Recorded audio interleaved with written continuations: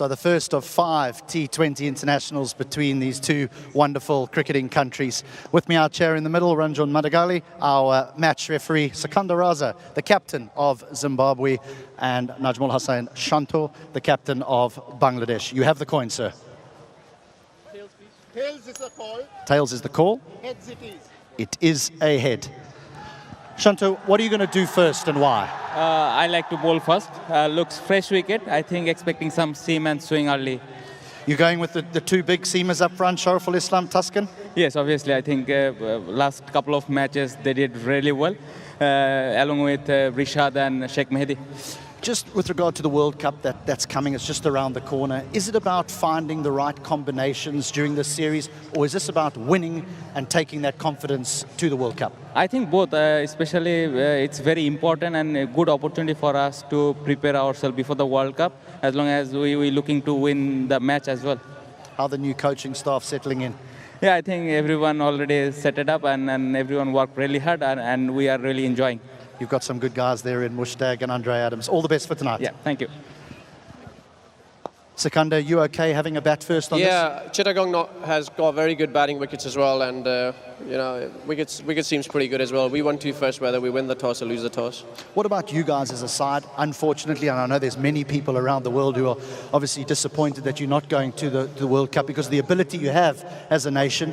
What is this series for you guys? Yeah, I think as a Zimbabwe, we have to decide that we are sick and tired of playing the qualifiers, so hopefully get those ranking points and get up in the ranking table as well so that we can get away from these qualifiers because they're pretty cutthroat as well. So if we can play consistent cricket that's coming our way and gain a lot of those ranking points, then we should be automatically qualified for the next World Cup, and that remains our target now.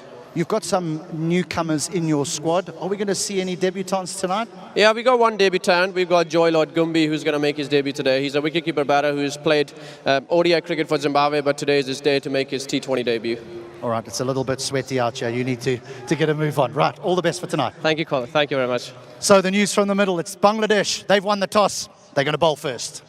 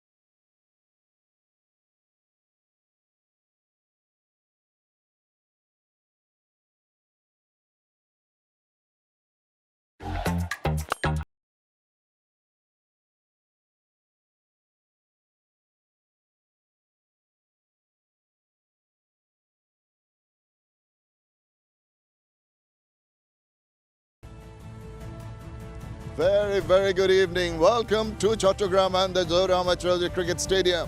We're here for the first game of the T20 International Series of the Dutch Bangla Bank Series here in Chattogram. And we're all looking forward to it.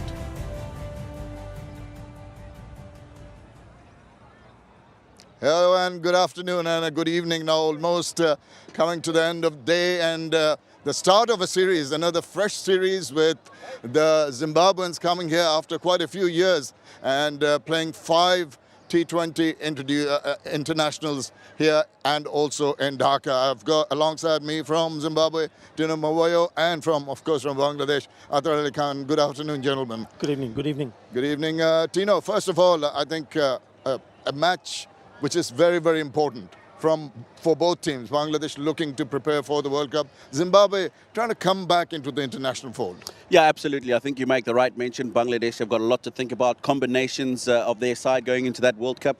Zimbabwe, white ball cricket hasn't been so good for them in the last 6 months. Didn't qualify for that World Cup. But a couple of youngsters coming into the side, guys who've put in some good numbers in domestic cricket. So you look forward to them getting an opportunity and hopefully making a stake for a permanent place in the side. Yes, and the difference around here for Bangladesh and the fact that this is part of their preparations for the T20 World Cup coming on in the USA and the Caribbean. I think it's important for everyone to realize that Bangladesh started to feel a little bit more comfortable, even though they lost the last series against Sri Lanka. But since the last T20 World Cup, which happened in 2022 in Australia, they've played 17 matches, and out of the 17 matches, they've won 11 out of the 17. They've had great success against the former world champions, T20 world champions, England, when they went to win 3-0 at home. They won against Afghanistan and Ireland. And they've been very good in Chattogram. So it'll be interesting to see how they go about to look forward to not only this series, also look to the T20 World Cup. But they cannot simply take Zimbabwe lightly. I think that is the key for them to understand, because they're up here to make some noise. And if they have the chances, they'll grab it at both hands. Absolutely. And Tino, Zimbabwe want to assert themselves. They've got a good mix of youngsters coming up through the ranks and some of the elderly still in the team. Absolutely. Some of those elderly have got some experience in Bangladesh. Some of them were here for the recent BPL. Sean Williams for a few matches. Sikandar Raza wasn't, but he's been here a few times. He's played in the Dhaka Premier League. Ryan Burl got a few runs. Ngarawa's been impressive with the ball. He took part as well in the recently ended BPL. So those are some of the senior guys you're talking about. There's still also Muzarabani, who's good with the ball. And then you've got the youngsters coming in. Brian Bennett, who did well in Sri Lanka, opening up in this particular format. You've got a Gumbi, who's in the sidelines, hasn't got a debut in this format yet. Young Campbell, who's also been outstanding in his domestic cricket. So hopefully he'll get an opportunity in the series as well. Right. Let's take you through what's happening in the next few days in this Dutch Bangla Bank Series. 3 games here, the one starting here, and a day's rest, go on to the second one and finish off with the third. Then the circus moves to Dhaka, and there we finish off with the T22 T20 internationals, and that's all to look forward to on the 10th and the 12th. That's how we finish off in this tour. Right, so all to look forward to. Just a word about the weather. It's been a tad overcast, and there's been a stiff breeze blowing from the Bay of Bengal, which will ease the playing conditions slightly for the players. But we're hoping that that breeze is going to blow all the rains away, and look forward to a complete match here today. Let's, short while earlier, H.D. Ackerman caught up with the new spin bowling coach of Bangladesh, Mushtaq Ahmed. Let's see what he had to say. Mushtaq, you've only just been here around about a week. How are you settling in? Bismillah ar-Rahman ar-Rahim. Very good, actually. The weather was very hot in Dhaka also. Here we've been having a couple of sessions of fielding, training sessions, so we're really enjoying it, and a great bunch of people, actually. You've coached a number of international teams over the course of your coaching career, England, the West Indies, Pakistan. How different is it for you as a coach going from country to country? Is it any different? Not really, actually. If you remember your basics and process, and, you got to own players, wherever you go. And if you own them, I think you can actually make the communication with them, make a relationship with them. And I think the rest of things is take care itself. So I think it's very important to build a relationship with the players. So I think the players already know, when you play the cricket, this game played before. So I think players already have the respect for you. So I think it's a great challenge for me, going around and working with the people, especially talented people like Bangladeshi spinners and the young people, basically. You've mentioned talented people, particularly their spinners. What about captaincy, Mushtaq, how important is it for a spinner to have a good captain? That's a very, very good question, actually. It's a very important.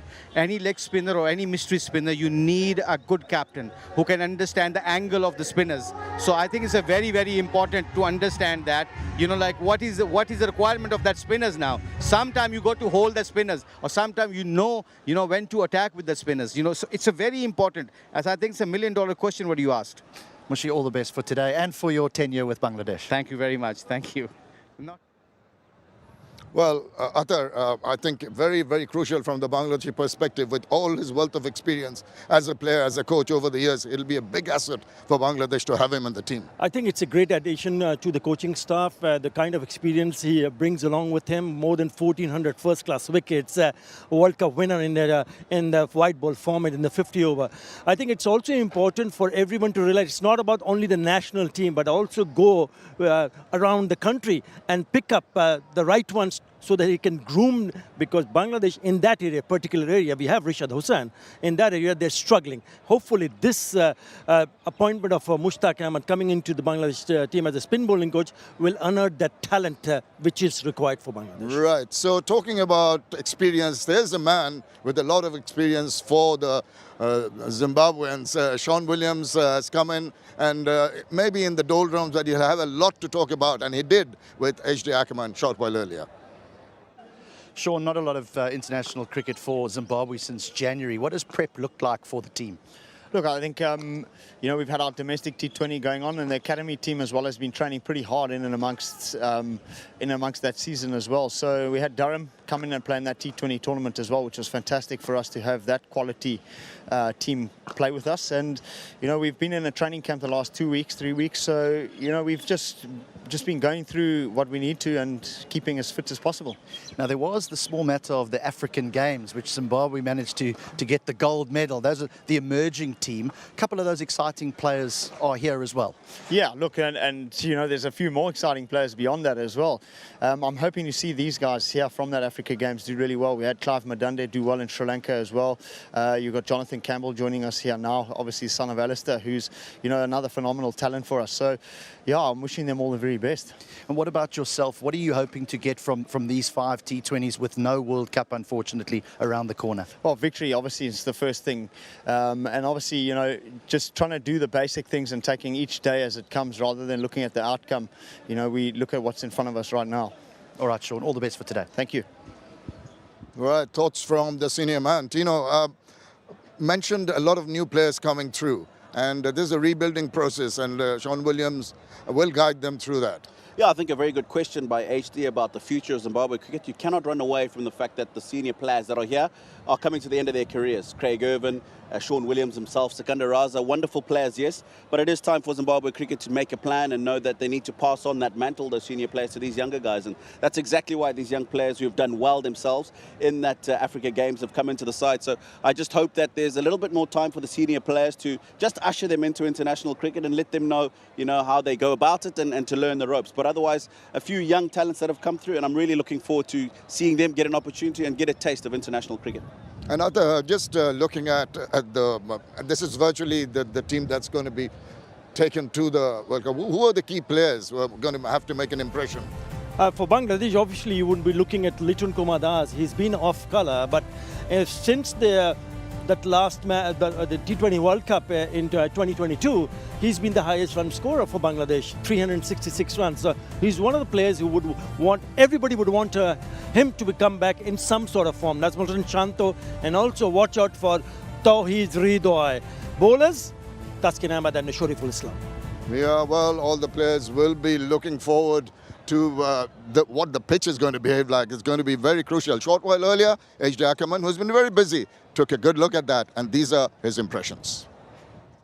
So my shirt is the dead giveaway that it's extremely humid out here in the middle. However, I've been told because of the breeze, there won't be any dew later this evening, which is a good thing for the players and the team bowling second. What about this surface? Well, it's got a little bit of a green tinge to it, to be honest, but I think that's exciting because both teams have a good set of opening bowlers, and maybe they can utilize the greenness in this pitch, a little bit of lateral movement early on. The dimensions of the playing ground, well, to the east side, it's 62 meters to the west side, 64 meters down the ground, both ends, 64 meters. So not a big hit, but still a decent sized playing surface. Outfield, if it's anything to go like the Bangladesh Premier League a little bit earlier in the year, it's going to be extremely quick. 166 is the average score at this ground, batting first in the last 7 T20 internationals. I think the team batting first are going to need a few more.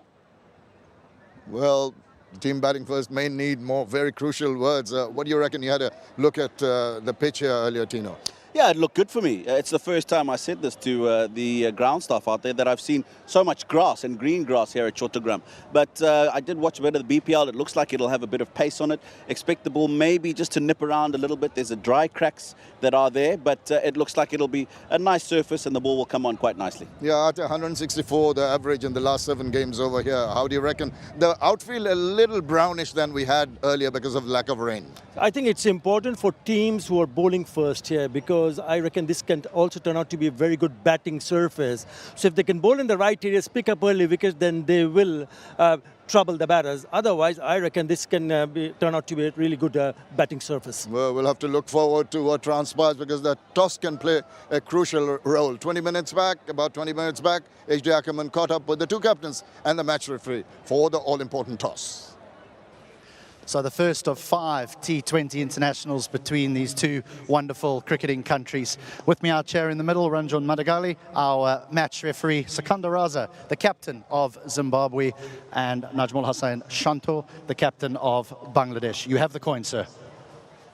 Tails, please. Tails is the call. Tails is the call. Heads it is. It is a head.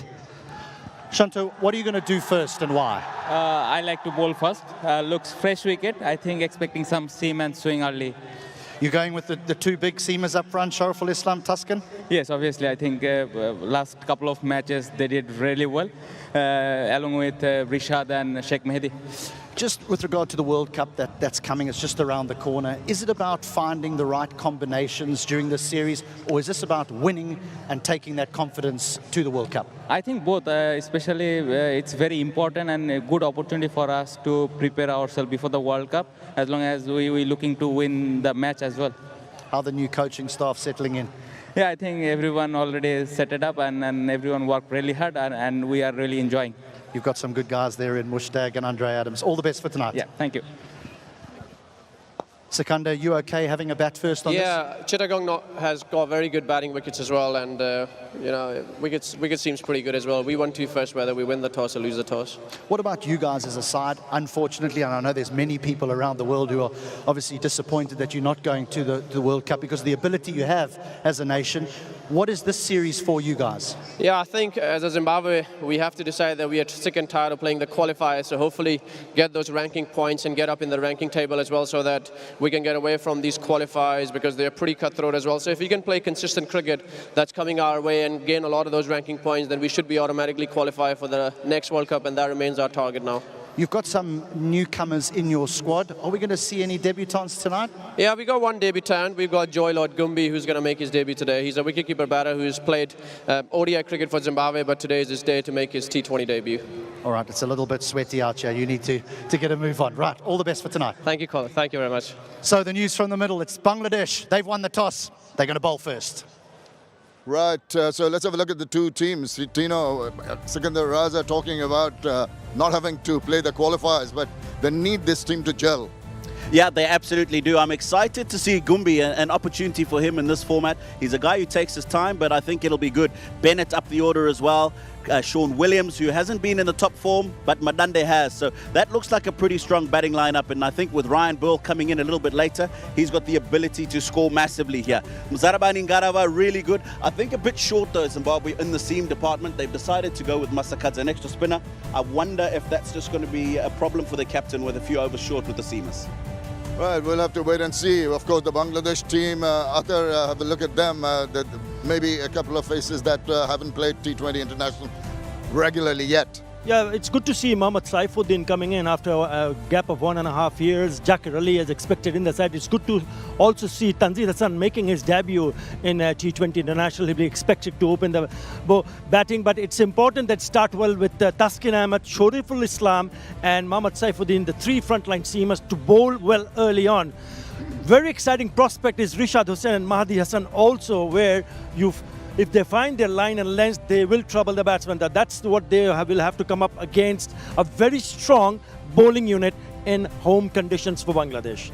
Yes, well, one of the reasons for maybe taking over and bowling first could be the weather also, a factor that might play a part in this game because of the overhead conditions. Also the heat, it's very muggy. The temperature might have gone down compared to the last few days, but still very warm out here. Yeah, very warm. And I think it's conditions that the Zimbabweans are not used to. And as you know, later on in the series, there's going to be matches through the days as well. But it was interesting just listening to Sikandar Raza and saying we wouldn't have minded batting and bowling first. I know Zimbabweans in general prefer to know what's on the board and what they have to chase down. So it'll be interesting how they'll go about this run chase today with Gumbi up the order, who normally takes his time in one-day cricket. But they definitely have to get off to an explosive start. It's good that Sikandar Raza mentioned that it's a good batting surface out here, so important to get off to a good power play start.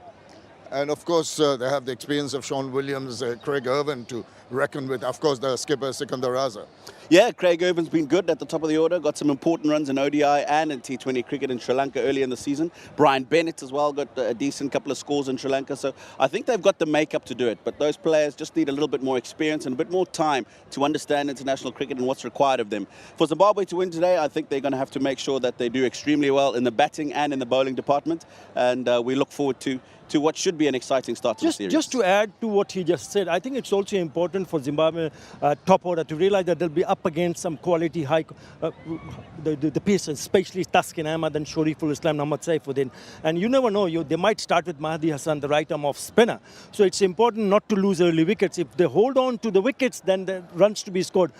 Couple of times Bangladesh scored more than 200 runs in that series against Thailand, here at the same venue. In BPL, the last BPL 2024, 239 was the highest score at this ground. So this is a good surface to bat on. Well, the umpires are coming out. We're almost all set for the start of play on the first T20 International. Thank you, gentlemen, for your thoughts. And we take you up to our commentators in the comm box now.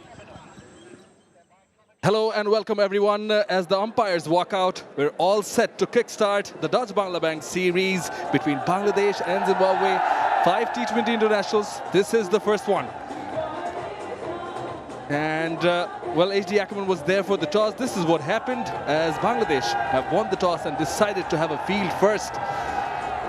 We are here at the Zahur Ahmed Chowdhury Stadium, a stadium that is born out of the bay, the largest bay in the world, the Bay of Bengal. Right along the coastlines we are. And as Bangladesh team walks along, fair bit of crowd in here. It's a weekend, it's a Friday. And must welcome HD Ackerman as the Zimbabwe batters make their way in, as they've been invited to bat first. Welcome back. It's been quite warm here, but things are even about to get heated up with cricket now. Good evening, Shamanoy, and good evening to all our viewers who are tuned in from around the world. It is, unfortunately for Bangladesh, they're in the midst of a stifling, what would we call stifling heat at the moment. And our thoughts go out to all those that are impacted by it. There is our debutant today, Lord Gumbi, a right-hand bat, wicket-keeper batter. He has played a one-day international for Zimbabwe, but this is his first T20 international.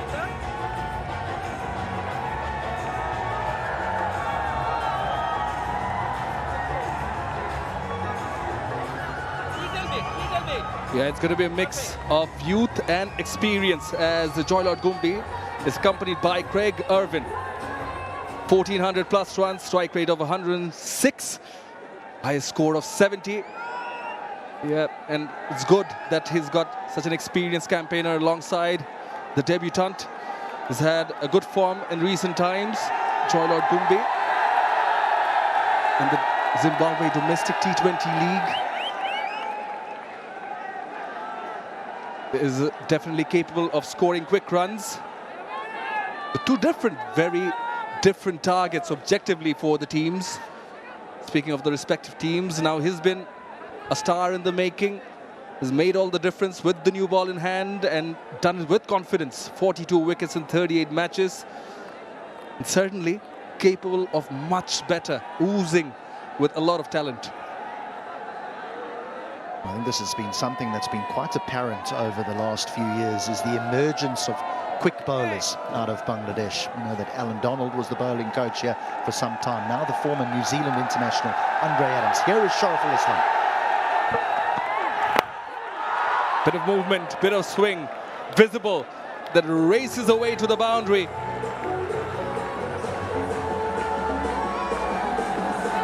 First runs, his first runs in T20 international cricket, a boundary. Islam got a little bit of swing, finding is up in the circle, so it's just the traditional leg glance. But going back to your point about the emergence of these fast bowlers, and you can see it in the pitches that are being prepared now around Bangladesh. This one is a little bit on the green side. There might be some early movement for Tuscan Ahmed and Shorturl Islam, some lateral movement. Just change in line around that corridor outside the off stump. Surely has been great for Bangladesh, and as you mentioned the pitch also, you can see the tint of green. So bit for the bowlers with the new ball. Well, they'll certainly be hoping so, with the way the scores have been going around the world in T20 cricket of late. It's really heavily in favour of the batters, isn't it? So there might be a little bit of bounce here, a little bit of movement for them, but the white kookaburra doesn't last very long.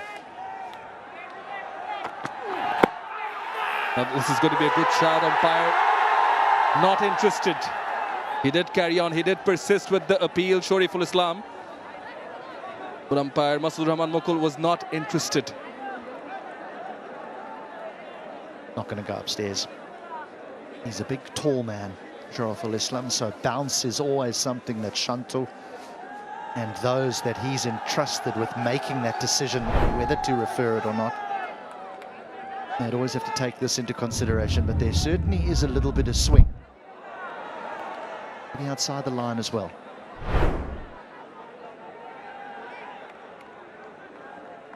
Shorturl does have a slip in position. There is a deep third and a deep backward square leg. Ball's full. He's looking for the Yorker. Aggressive from Shorturl. There's an appeal from first slip. I'm just wondering if first slip felt that that ball went straight into the toe of Joy Lord Gumbi. Masud Rahman Mukul, standing umpire, and then his partner at square leg, an experienced man now, Tanveer Ahmed.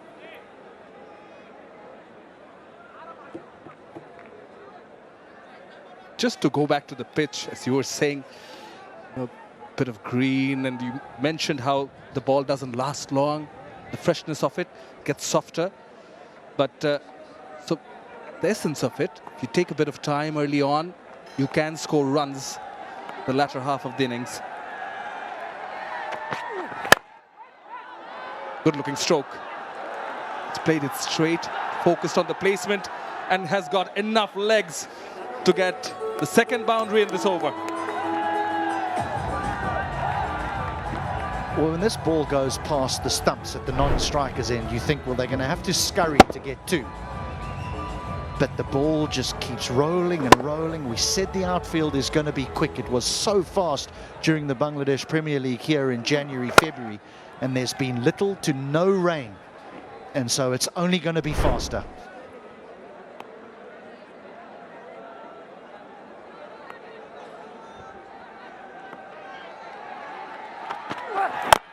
Pulls the leg back.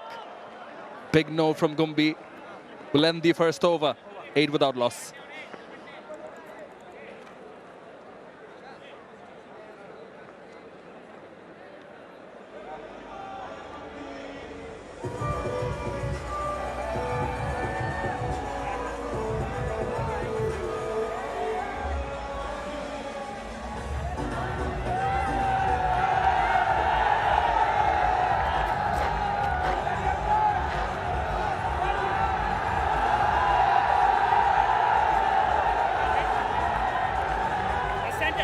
Two sets of players with very different objectives. One short-term, one more long-term one. Debutants in both. Tanzir Hassan gets a shot. Tanzir Hassan Tamim. Interesting. will opt for spin early on. Shakmadi Hassan can bowl with the new ball. 35 wickets in 45 matches. Quite often we've seen him being operated from one end. Even on the VPL now, he's looking to get off the mark was Irvin. Single not there.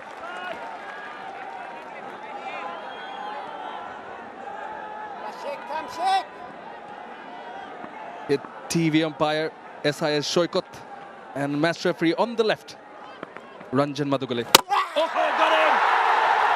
He's got the breakthrough. Cleaned up, Irvin. Here's the first one. Well, some might have questioned the decision to open with a spinner. When you win the toss and you bowl first, you would think that it would be too seamless, but no. Bangladesh go with the off spinner and he gets it to just straighten.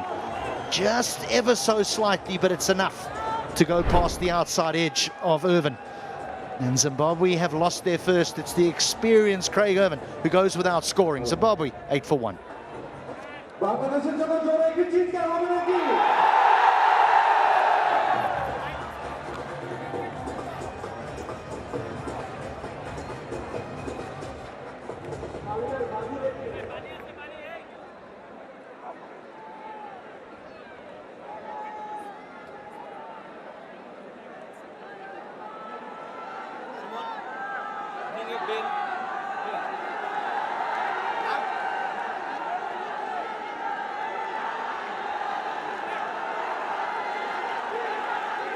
Bennett is the new batter in for Zimbabwe. He's had to come in very early. Brian Bennett, still early days in his career, but certainly a platform where he can come in, make a difference and prove a point.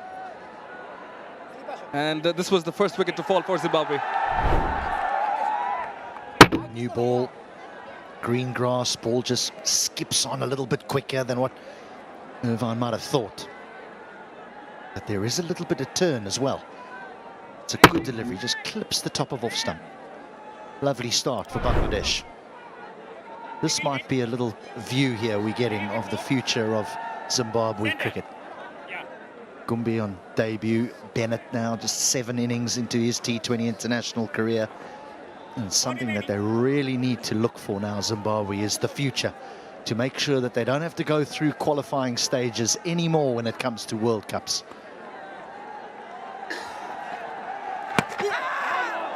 Quicker, much quicker from Mehdi Hassan. Not much bounce in comparison to the wicket delivery, which went on to hit the top of the stumps.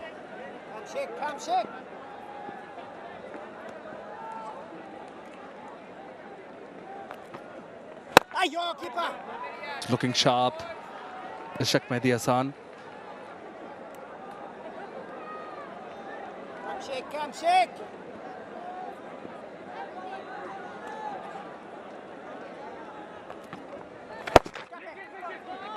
Been given some protection if the batters do wish to play along with the turn, one of them being the deep mid wicket. Yeah, difficult for him as the off spinner. Just the 2 men allowed outside the 30-yard circle inside the power play. It's a long on and it's a deep square leg. That's what Hassan has. So he can't afford to be outside off stump. He'll be gun barrel straight at these stumps. Goes for the reverse in the air, but away from the fielder. Will get the first boundary of this over, of the last delivery. 2 done with, 13 for 1.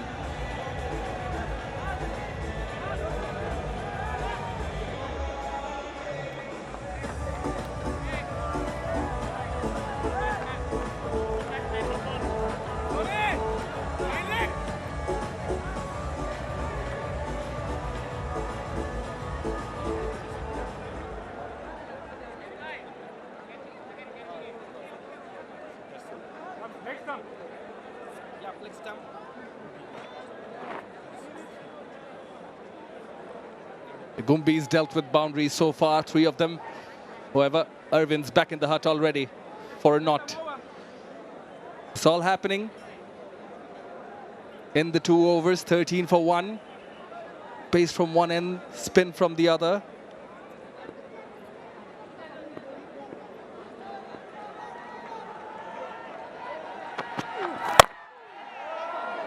pitching it up, looking for some swing, but that was well played. Most importantly, found the gap of that square drive for 4. He's been full. He was pretty full in his first over as well, Shorturl, but you can understand why. There is swing for him. Outfield's quick. Just the 2 men allowed out, so you just need to time it and let the outfield do the rest.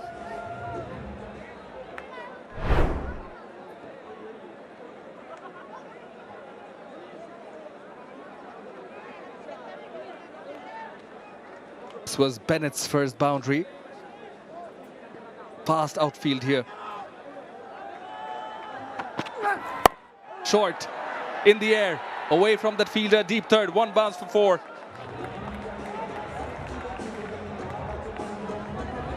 Enough of the full stuff from Shorturl. This time he decides to whack it in halfway down. But this is clever batting from Bennett.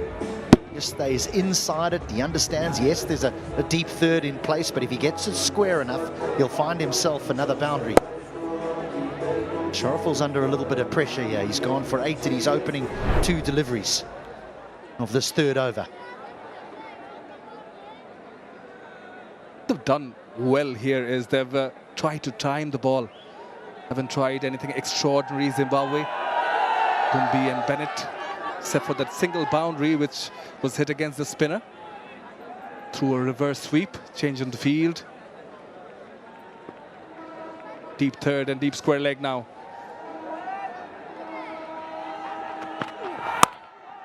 Goes the length back a bit, but this is beautifully timed. Races away. Boundaries on the trot. This is an area of the ground where opening batters score a lot of their boundaries early on. The new ball, it's quicker off the surface. The ball tends to go square of the wicket, but it's purposely played. The uppercut was purposely played, and then that. Just the drive past backward point. 13 of 6, decent start here for Bennett.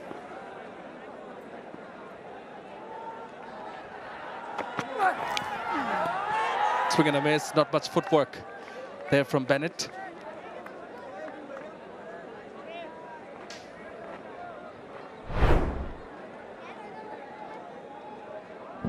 Three boundaries of the first 3 deliveries, and then beats the outside edge. But there was a boundary off the final delivery of the previous over as well, and I thought it was a gutsy play by Gumbi. No boundary riders on the offside, and in his debut early on, he's happy to go to the reverse sweep. A la Houghton, a la Flower, a la Williams. Now Gumbi with the reverse sweep.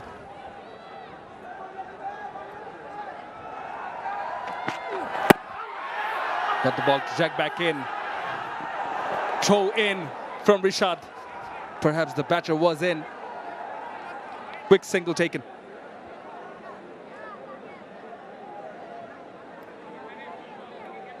Might have been a missed opportunity here for a run out.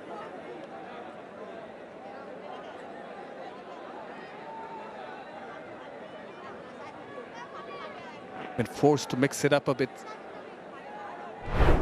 in this over. But here's the shout. Perhaps going to go on to miss the leg stump.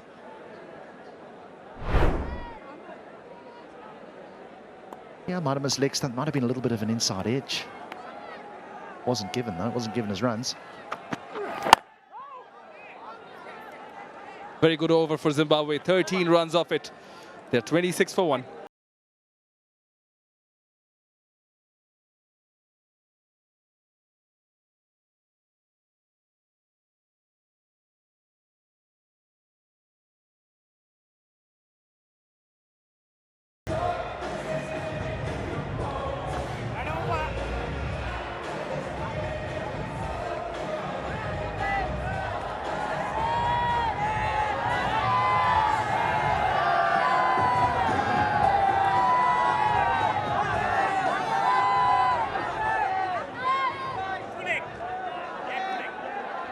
Floodlights on at the Sagarika, born out of the Bay of Bengal. Yeah, They're scoring runs at a good rate. Zimbabwe, last one costing 13 to Bangladesh. There will be a change. Well, I thought the change is going to be from the other side, but Taskin Ahmed will come on to bowl from the rocket end. Got a slip in place.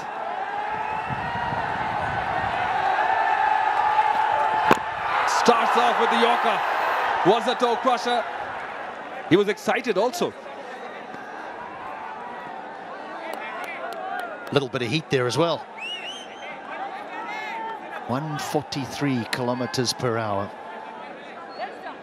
Just been angling down the leg side, but that is a useful first delivery from Taskin Ahmed. Ordinarily, we would expect him to try and swing the ball away from the right-handers up front. This is quick, it's full, and there was a real confident shout. Right off the bat. What a good decision that is.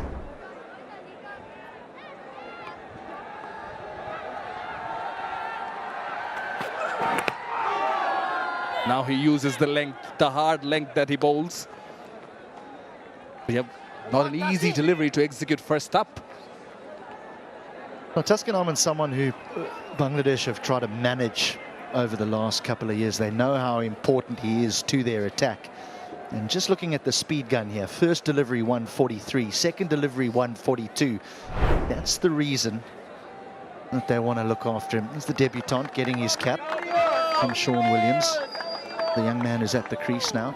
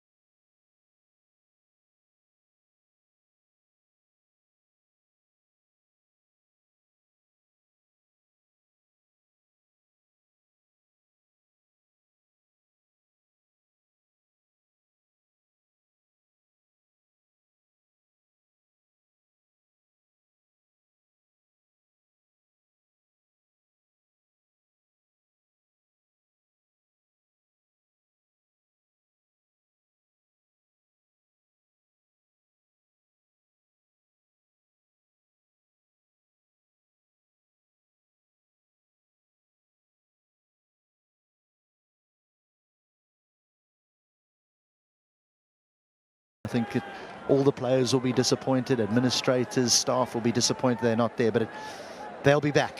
They will certainly be back. They're a side that has beaten the very best.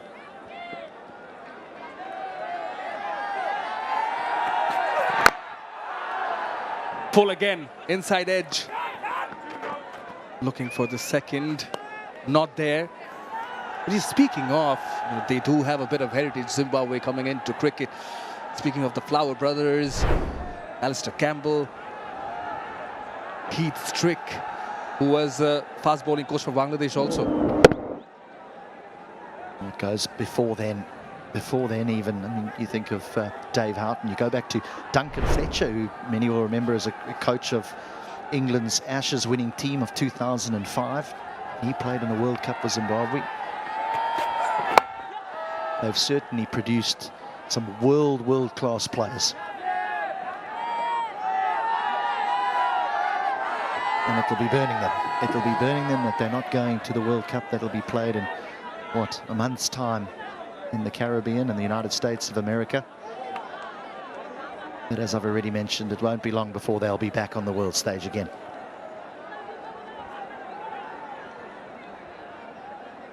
He's cranking it up, isn't he?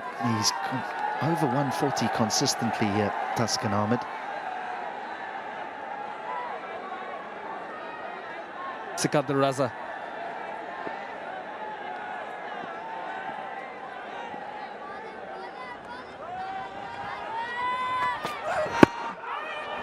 Hurried on to him. But good call from Gumbi. The change ends. It's good, nevertheless, that someone like a Sikandar Raza is there for the likes of Bennett and Gumbi.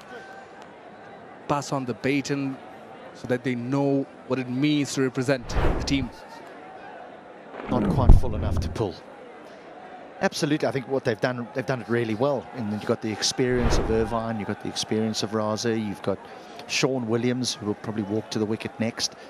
So they've got a lot of these young players now surrounded by the experience. But it is the turn now for others to step up and take on those mantles that will be vacated by those three players that I mentioned in the not too distant future.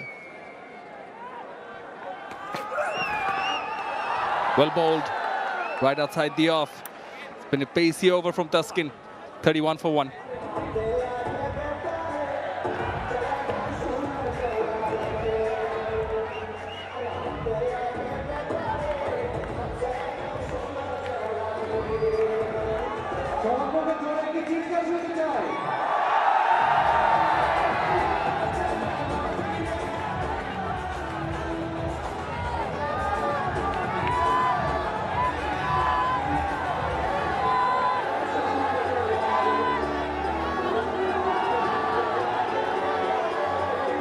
Here we are for the first T20I. Second one being played on the 5th of May. Here till the 7th in Chattogram. And then the series moves to Dhaka, the capital. Fourth one in Mirpur on 10th and the 5th. And final one, the 12th of May. We played at the Mirpur Sher-e-Bangla National Cricket Stadium. There will be another change in bowling. The rotating as bowlers is Nazmul Hussain Shanto. It's going to be Mohammad Saifuddin. 34 wickets, 35 matches. A lot is expected from him. Represented Fortune Borishal, the champion team in this year's Bangladesh Premier League. Bowled a very important over in the final also. He's been out for a while though, hasn't he, of the international scene. He had quite a serious injury that was plaguing him. It finds himself back in the side now.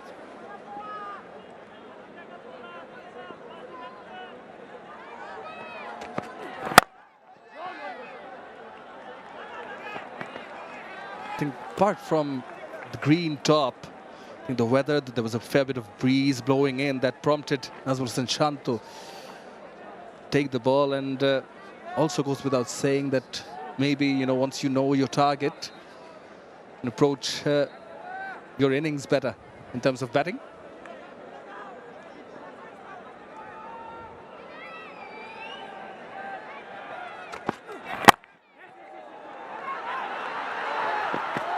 Quick throw at the non-striker's end. But they're certainly trying to put pressure on the fielders. Yeah, they've been busy. They've certainly been busy. Important that the non-striker responds as quickly as he has, because this is hit just to the left-hand side of the man at cover, who has to get around and get himself into a better position to be able to throw. So a well-judged single.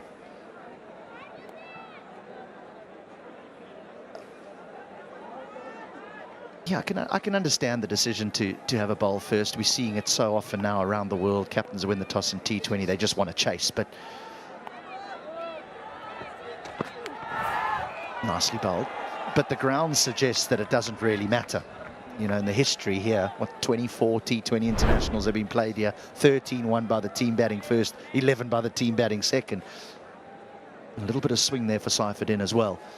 And that's probably why Sikandar Raza, the Zimbabwe captain, said that he wasn't too perturbed what they did first.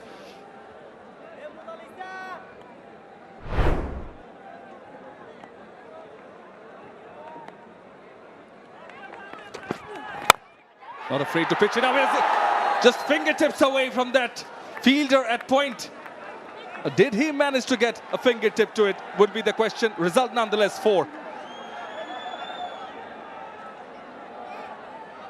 Rishad Hussain at backward point. I think he gets aerial a little bit too early here. He doesn't time his jump well enough. Just out of reach. Just out of reach, being a little bit harsh on the man at backward point.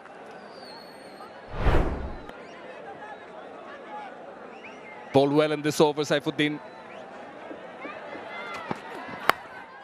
Down the leg, gone! Only to find Taskin Ahmed, a short fine leg. And he has the first laugh, does Saifuddin.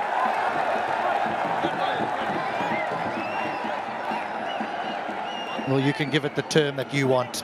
Strangle, burgle, because it's not Saifuddin's finest delivery in international cricket, that's for sure. He's bowled better that have beaten outside edges. This one he's a little bit fortunate. It's a good catch. Gumbi just flips at it and straight to the man, straight to Taskin at short fine leg. And Saifuddin is back on the board for Bangladesh. It's Gumbi, the man on debut, who goes for 17. Zimbabwe, 36 for 2.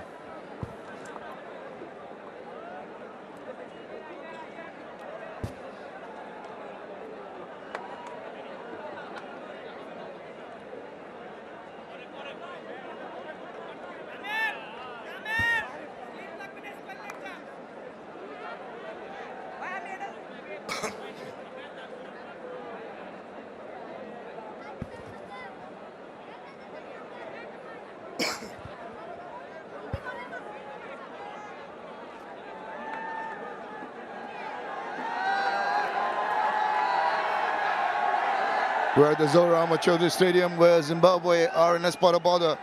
Lost their second wicket. Shaun Williams comes in, 80th innings for him. Lots of runs, good numbers with 11 50s. But he's got his work cut out because of the fact that they've lost two pretty early here, Zimbabwe. Williams joining Bennett in the middle. And of course, it's the opportunity after 5 overs for Mahdi Hassan to come back. There will be tentative, lot of yes and no's. Now there's a chance of a run out here. I think the Bangladeshis think that they've got their man, and I think he's walking back. That was a terrible mix-up. Well. After a very encouraging start, the wheels are coming off. Zimbabwe have lost another. He's gone straight away, Bennett. Wonderful bit of fielding. There was no single there. Shaun Williams not interested. Brian Bennett cannot make his ground. Zimbabwe in trouble. He goes for 16, 36 for 3.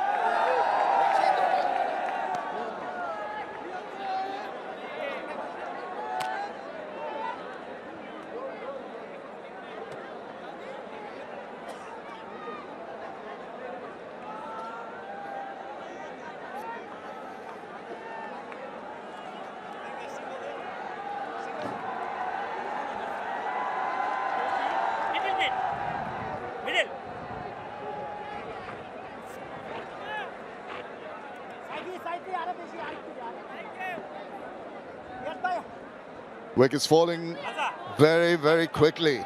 There's the skipper, Sikandar Raza.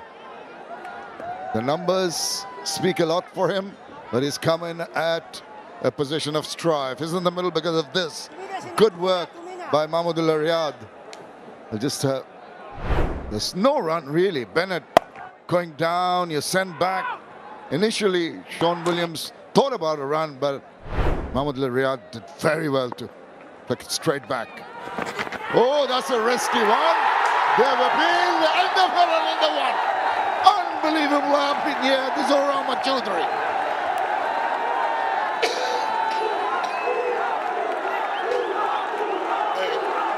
"36 for 1 becomes a 36 for 4. Sikandar Raza having a conversation with Shaun Williams.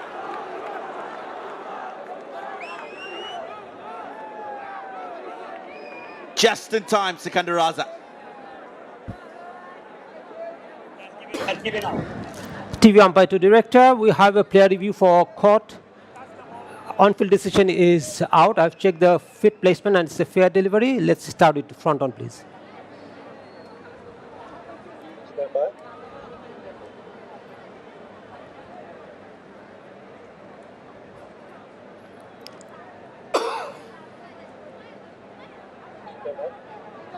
Standing by.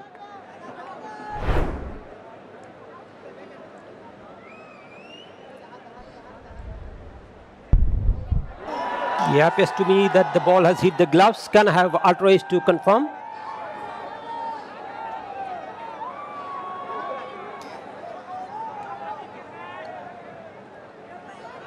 Skip rolling. Just freeze the replay there. As I can see, the ball has hit the gloves and there is clear spike. Batter is out. Tanveer, stay with your out decision. Stand by. You're on screen. Signal now. Well, that has been confirmed. The captain goes without bothering the scorers. It's 36 for 4.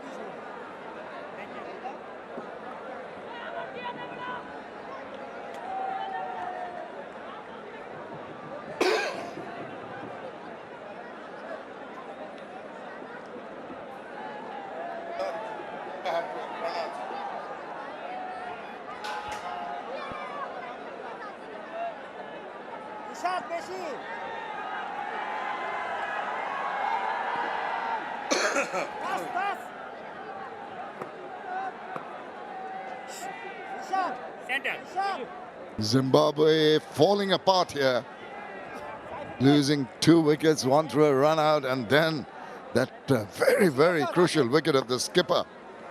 Took the review, didn't go for him. It's Madande. Very tentative. It's going to be tough work now, Tino, for the Zimbabwean batters. Well, absolutely. Clive Madande, he's one of those players you were talking about earlier.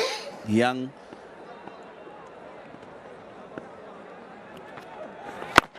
Got a great future ahead of him, but he finds himself in a very difficult position. Zimbabwe in troubled waters now. Mahdi Hassan taking his 2nd wicket. Really got the tails up, the Bangladeshis here. He's bowling them accurately, keeping a tight leash on the bowling with a lovely line and length, not getting too much turn out of the wicket so early. It's the discipline that they've maintained right through this innings that have given them the dividends. He goes across. Now that's another risky shot. Does manage to get a bit of bat to that one. Going for the 2nd run. A huge amount of risk in that shot. Ends the power play, 38 for 4.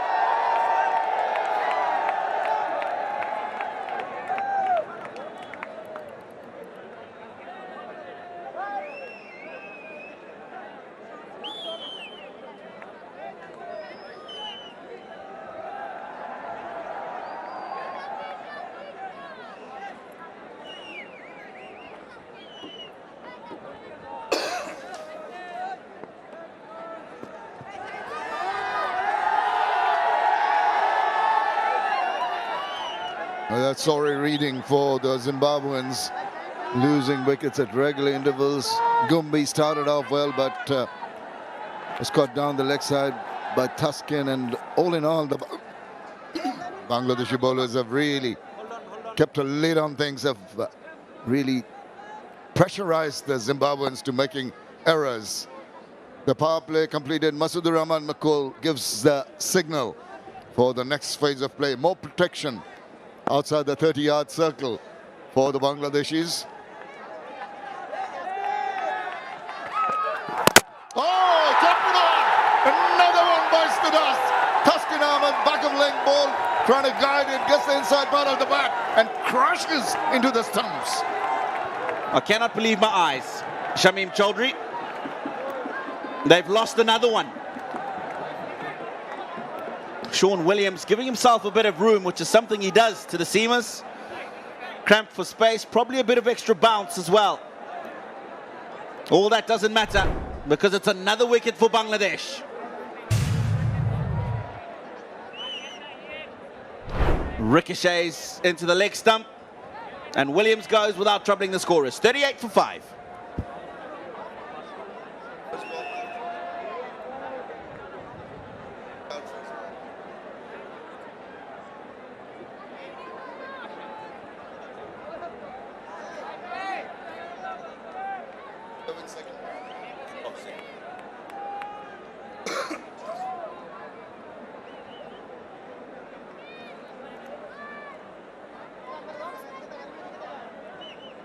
center.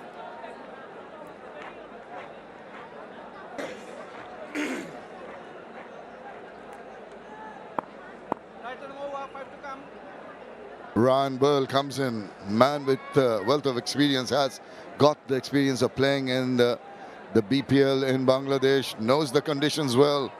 But what a time for him to come in and reconstruct this innings. Oh, with the ball, that gone! Straight to Rishad! What is going on here? Absolutely collapsing the Zimbabwean like a house of cards. This is incredible. Happenings here at the Zahur Chowdhury Stadium.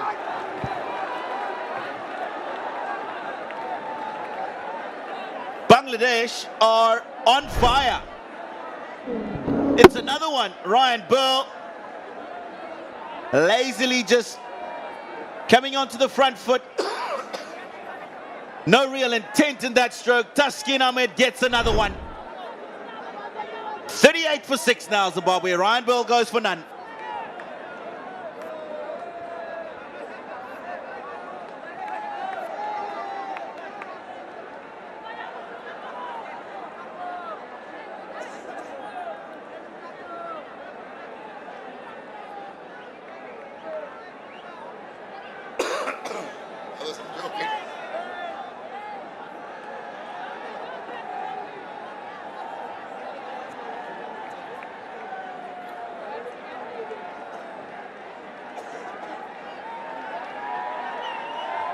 It's massacre here for Zimbabwe. 38 for 6, and we're only in the 7th over. Unbelievable things happening. Look, Jongwei comes in. Now, what can you say? We sort of build up a batter, and he goes out first ball. 3 batters, 3 most experienced batters of the Zimbabwe team have gone out first ball. 2 slips in position. Oh, he's not quite ready. This is his hat-trick ball. Wicket in the first 2 deliveries. Can he do it for Bangladesh?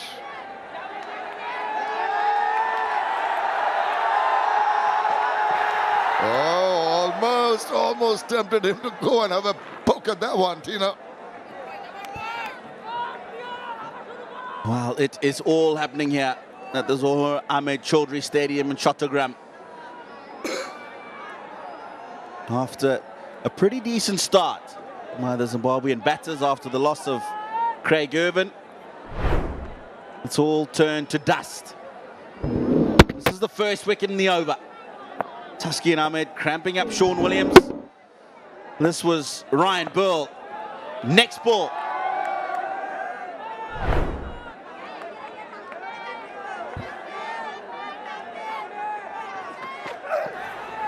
He's trying that channel. He's trying to just bowl as close as possible.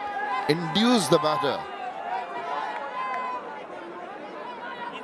Well, it's really a very, very difficult situation. You're not looking too happy. You're looking pretty glum. No, I've been in better situations, I think, in the commentary box. Not just talking about Taskin Ahmed and what he should be doing at the moment. Really should be looking to get Luke Jongwe playing on that front foot. We've seen there's a bit of extra bounce. We've seen that the ball's coming nicely onto the bat. Slip in, which is good. And now they've got somebody under the helmet. Going for the kill. Absolutely. Back of the leg delivery into the rib cage. Now he's still persisting with that line, and I don't blame him for that, because he's seen that Jongwe has been rather tentative in going for the shot. Really, essentially wants to get it a little closer to the off stump. He's been outstanding tonight. Taskin, have a look at that. Length, good deliveries, and then those 2 pulsating ones. One slightly fuller. The left-hander, Ryan Burl, and then Shaun Williams. A short delivery that just got onto him a little bit quicker than he thought. Deep back with square leg. Third man on the 2 boundary fielders, but still attacking Bangladesh. Pitches it up, trying the Yorker length. Bit of a fumble, allows the single to be taken, and some relief. A wicket and a cup a couple of wickets and a run in that over. 39 for 6.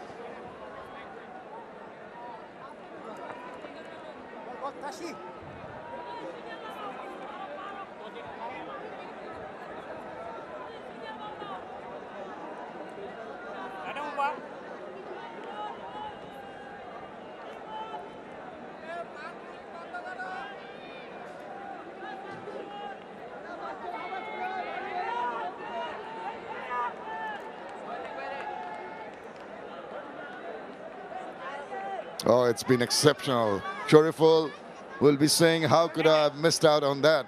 But he went for runs early, and he was given his 2 overs, and then the bowling changed around and paying dividends. Madhya San taking 2, Tuscan a couple. Saifuddin coming back after quite a while into the international fold. He really excelled. He's got his tail up, and he's bowled well. Good economy rates, understandable when you've lost 6 wickets in the 7th over, run rate 5.57. Here's Saifuddin. Back of leg now. A lot of yes and no's. Be a deflection of the bat, I suspect, onto the pad and then going away. Living dangerously at the moment. Yeah, that's a better length from Saifuddin, especially with the shape away from the right-hander Jongwe. That's the area that I was referring to when I was talking about Taskin Ahmed in the previous over. Early on, Jongwe struggles to get those feet moving. You want to be attacking that box early on.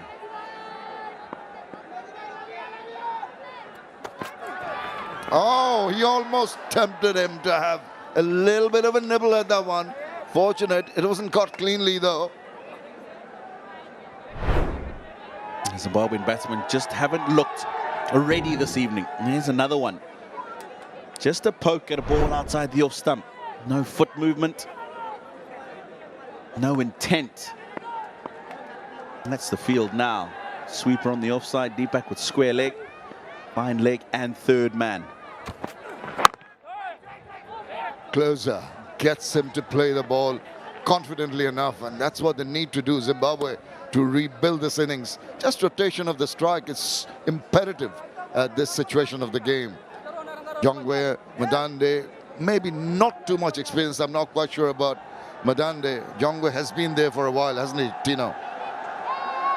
He has been. Hasn't commanded a first-team place consistently throughout his career, but certainly more so in the last 12 months or so. They've both played enough to know what's expected in this instance. And another one! Short. He tried to drag it from outside the off stump. David Ridoy, it hung in the air for a while. He's very disappointed. Wasn't really no reason to go for that shot, and he paid the price. But once again, Bangladesh really dictating terms here. Another one bites the dust. Now this one's banged in. Jongwe hasn't got himself in the best position to play the pull shot. Got onto him a bit early. Hits the toe end of the bat, and Zimbabwe present Bangladesh with another simple wicket. Gone for 2, Jongwe. 41 for 7.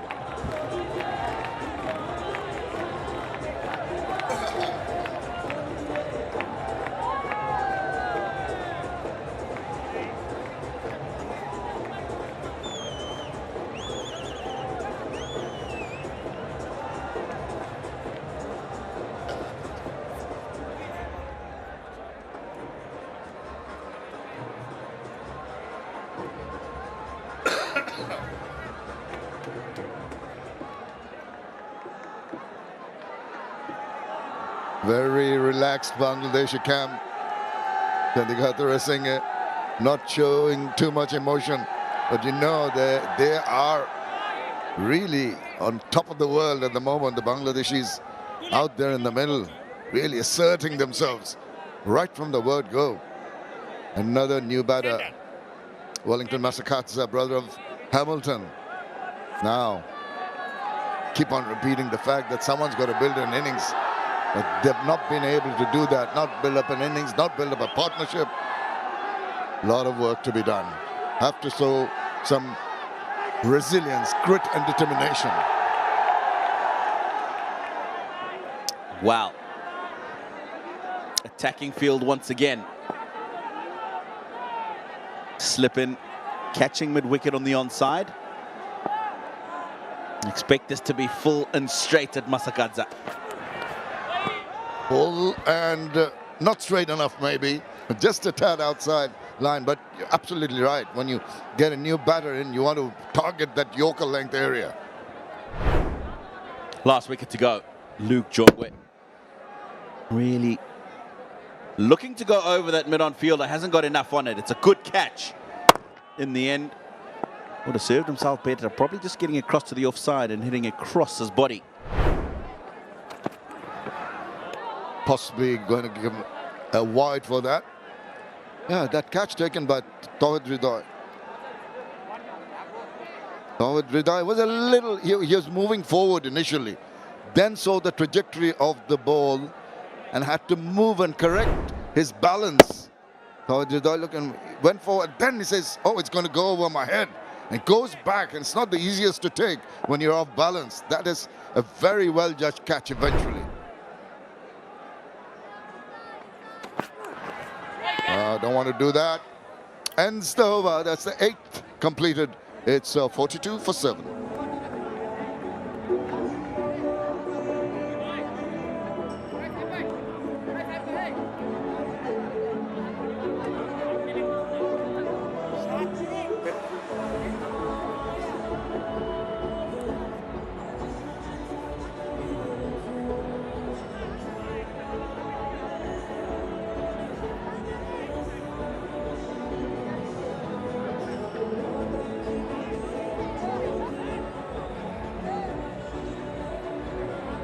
Well, it's been a great welcome back for Saifuddin. Couple of wickets, only 2 overs, given away 4 runs. The crowd are absolutely delighted. Bangladesh, right from the word go with that decision to bowl first, has worked for them. Only Gumbi and Bennett getting into double figures. And a lot of dot zeros there. Look at that. Raza, Williams, and Burl, all out first ball. Golden Ducks. The ball well negotiated, just open the face of the bat, and you saunter through for the single. No, we were talking earlier about the importance of the senior players and their experience in these conditions in particular, and what they'll have to pass on to the youngsters. Not to be today. Been blown away by the Bangladeshi bowlers. Close to you. This is 2 leg. 2 leg, yeah. Close to you. Away. Little bit more. More little bit. Center. Too many ducks, or too many eggs for that matter. You can see 4 of them. These days maybe they'll replace those emojis of the ducks with the eggs. 2 slips for the left-hander. Ahmed into his 3rd over. Already a couple of wickets in the kitty. Needs to angle the ball across the face of the left-hander because he's got those 2 slips in position. He wants to entice the batter to have a little bit of a go at it. Well, this is how the wickets are falling. That one just gripping a little bit on Irvin, cracking the off stump. Gumbi will feel unfortunate because he could have got that away for a boundary quite easily. And there was the run out. Shaun Williams thought about the single, decided against it, too late. Brian Bennett gone. And then it was Sikandar Raza, the captain, first ball, brushing the glove and going through to the fielder, Shaun Williams. Ahmed's first wicket, and next ball, Ryan Burl. The man to go, and then knwKP in the 7th wicket to fall in the Zimbabwean innings. Outstanding catch by Ridoy. And Zimbabwe in serious trouble. 43 for 7 at the moment, and in danger of capitulating for their lowest ever T20 international total. It stands at 82 at the moment. That was against Sri Lanka in Colombo earlier this year in January. It was at the R. Premadasa. And got lots of work to try and eclipse that total today. Again, too straight and comfortable enough for the batter to put the full face of the bat to that one. 145 clicks almost, generating quite a bit of pace. Taskin Ahmed here. But as I said earlier, just needs to angle the ball away.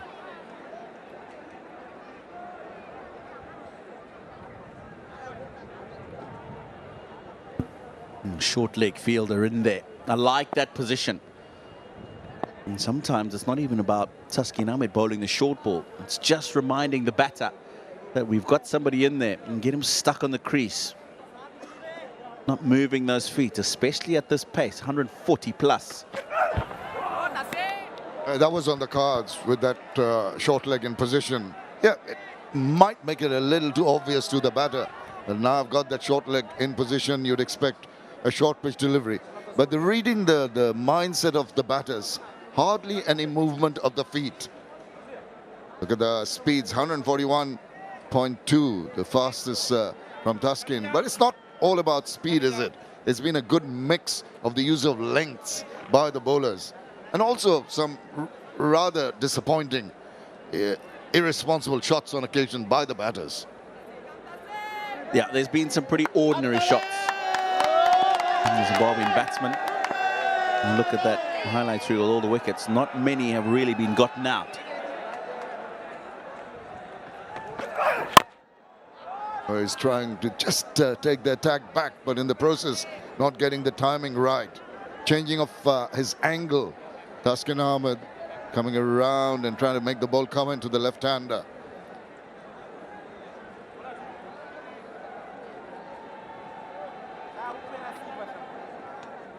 Now as coming around the wicket, one of the slips being taken off. With the lack of movement of the feet, use of the back of the length ball would be ideal. Then the batter is in two minds whether to go forward or back and spec in, and if the ball is on the stumps, it's very hard to play if it's in the ribcage area. Negotiates that comfortably enough, completes over number 9, 43 for 7.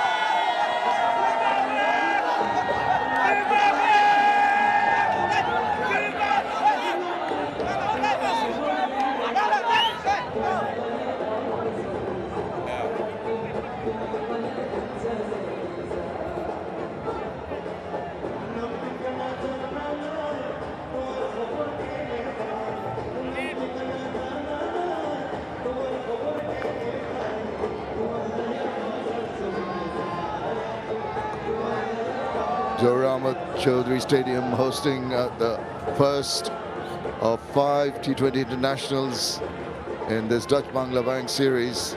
Zimbabwe really in troubled waters. 43 for 7.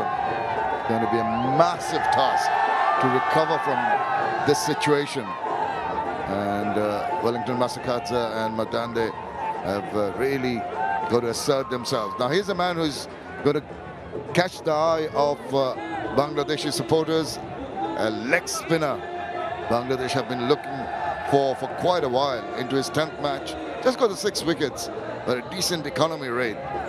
He'll fancy his chances with the batters. A little circumspect at the moment, a little worried, and this is the time for a leggy to really take advantage of the situation. Yeah, it'll be interesting to be a fly in the helmet and listen to what the conversation is between Madande and Masakadza. Madande can stick around, we've seen that. He's brought Zimbabwe out of difficult situations before, none so much like this, of course. And what they need to say to themselves is there's still 11 overs to go. With the two captains unveiling that magnificent trophy, the winners are going to have their hands on that one. Bangladesh seem to be starting off well in this series. Sikandar Raza and Najmul Hussain Shanto shaking hands, wishing each other well. There's good camaraderie between the two teams over the years. Exchange of teams at all levels has been there. But in the 9th over of the first T20I, they are in a spot of bother. That's nicely tucked away. Every run counts, and a couple of them here.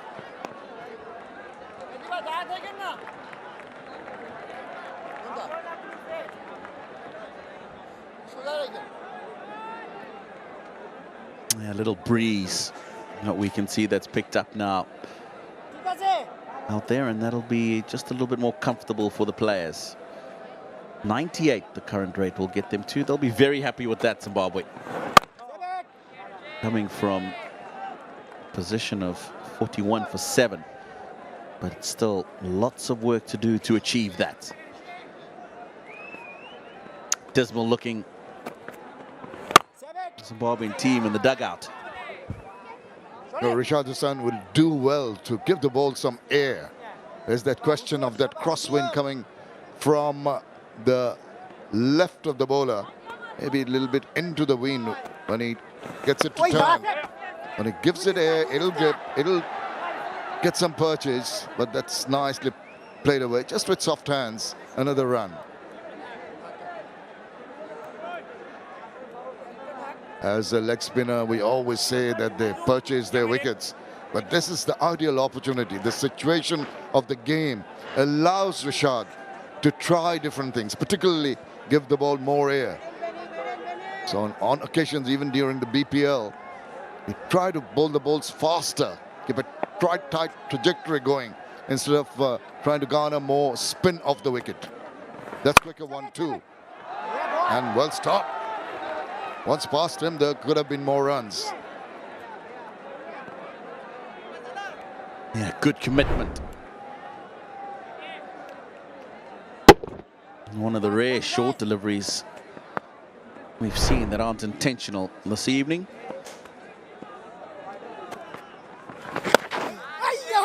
Swivel round, couldn't make the contact, and that's why Tanvir Ahmed extends his arms to say, you've got to bowl that again.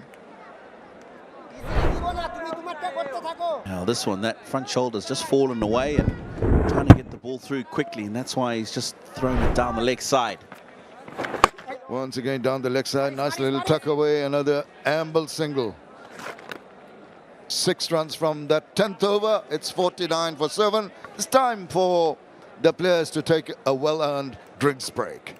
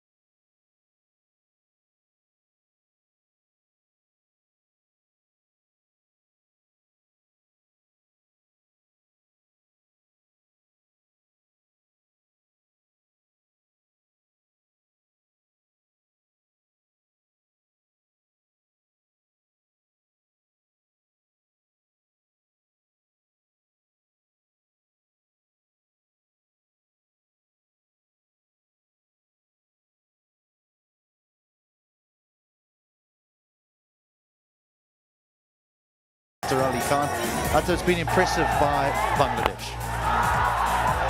To say the least, they've been brilliant. That was the first wicket, and they never looked back. A couple of good shots. They did manage to pick a few boundaries early on, which was impressive. It looked like they would be looking to score and stamp their authority.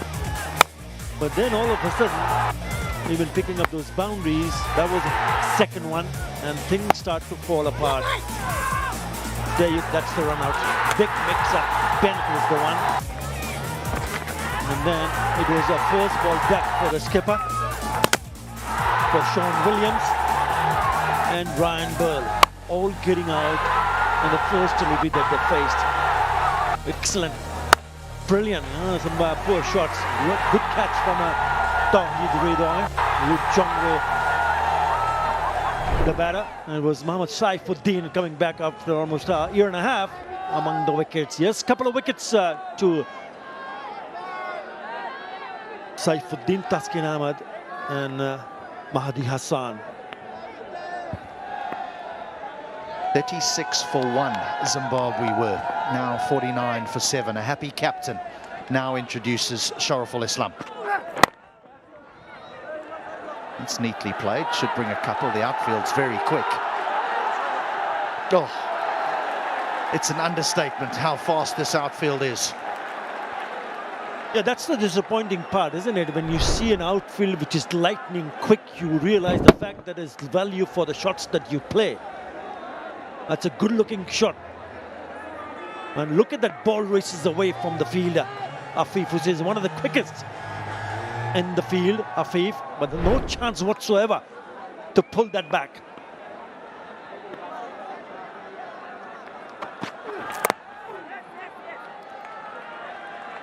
Brian Bennett early on took a liking to Shorturl. Hit him for 3 consecutive boundaries. That over going for 13, the most expensive over of the Bangladesh bowling innings.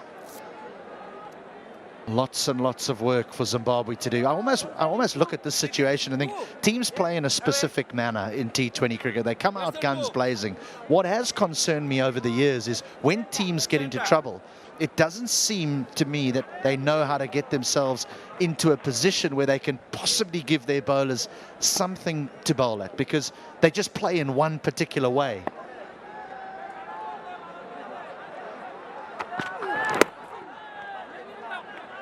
And if you have a plan, if the first plan, the plan A doesn't work, then you got to fall back to plan B. So you got to have that sort of strategy being discussed in the dressing room, in the team meetings. They still have 3 wickets, Zimbabwe. What is required now from them? To somehow manage to play 20 overs. Yes, you got to look to score runs. You got to look to pick up boundaries. More importantly, not to lose any wicket for maybe next 4 or 5 overs.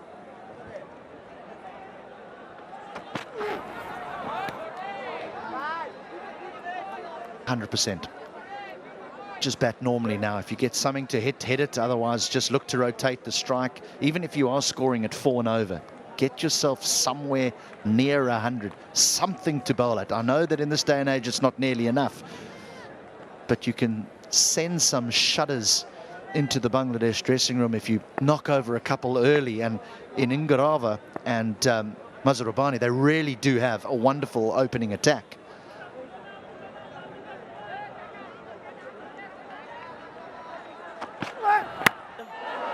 Quick, lots of bounce and taken. No, there's an appeal from Shorturl. It's given as leg by, so there's no real glove. It must be straight off the helmet, and that means there'll be a concussion protocol now, just to see if everything's okay out there. The reaction from the umpire straight away calling to have a look at that is straight bang on the helmet. Yeah, we're talking about what do you do as a batter when you start losing wickets. Before this over, in the last 5 overs, from over number 6 to 10, they lost 5 wickets for 13 runs. And it's a spicy surface, I can tell you that. Taskin Ahmed has bowled quick. Shorturl has got the ball to swing and bounce. Bang on the helmet. Not playing it well. Taking the eyes off the ball. He's not looking at the ball.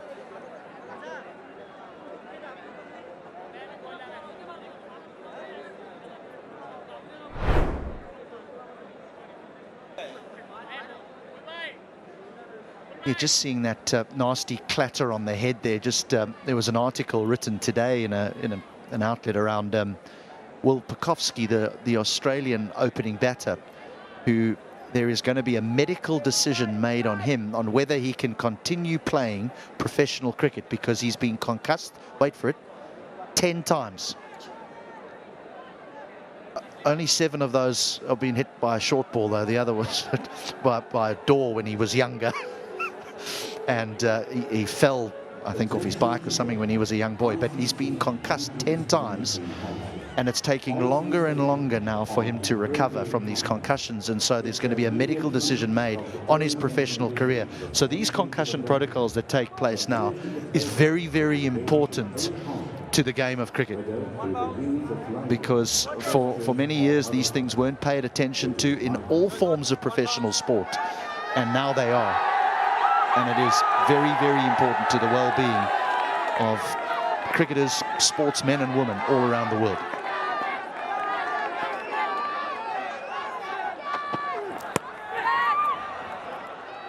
Right, a single to end the over, but every run like absolute gold here for Zimbabwe. 11 gone, 56 for 7.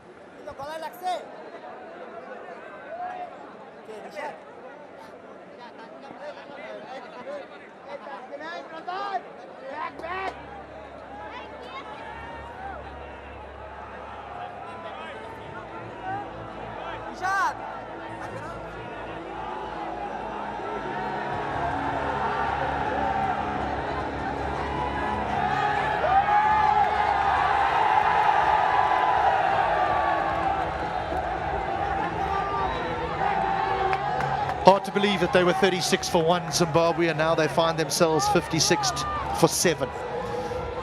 There's a term staring down the barrel, and that's exactly what it is from the men from Southern Africa. A perfect start so far for the series for Bangladesh.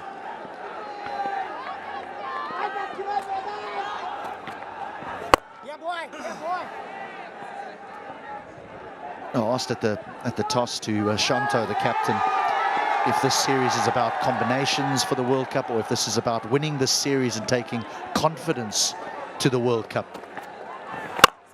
What's your play on it, Atta? It's important for Bangladesh to realize that whatever's in front of you, you got to take it.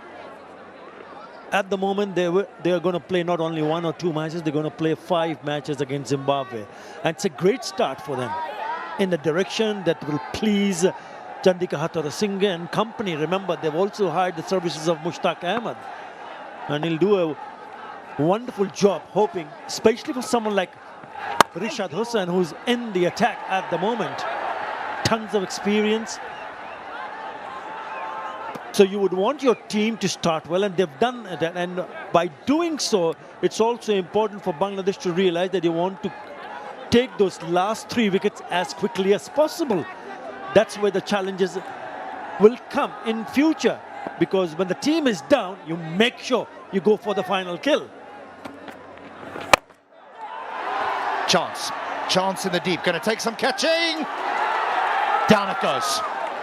Down it goes. Just, he had to put in the dive.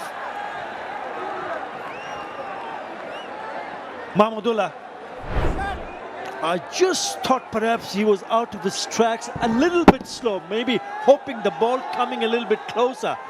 There he just pulls out there, and then he does not reach. Had he gone in with the speed that he had come out from the deep, probably he would have got a little bit more closer. Again, a poor shot.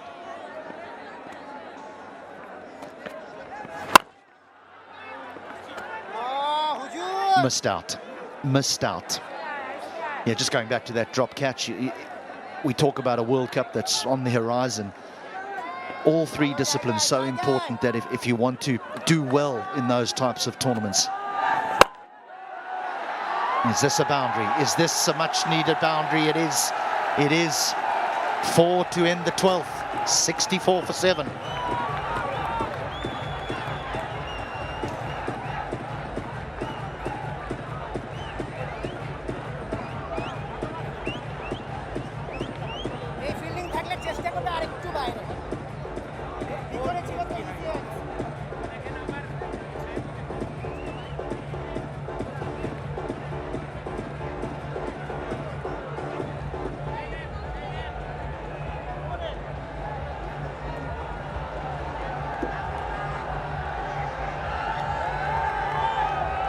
4 groups make up the ICC Men's T20 World Cup 2024, which will be held in the Caribbean and the United States of America in July. Bangladesh are in Group D, where they have Nepal, the Netherlands, South Africa and Sri Lanka.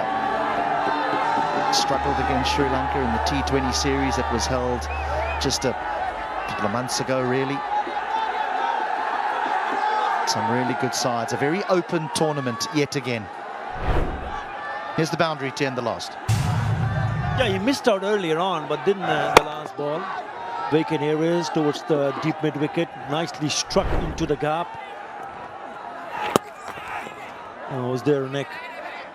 Was there a chance there? No real reaction from the keeper.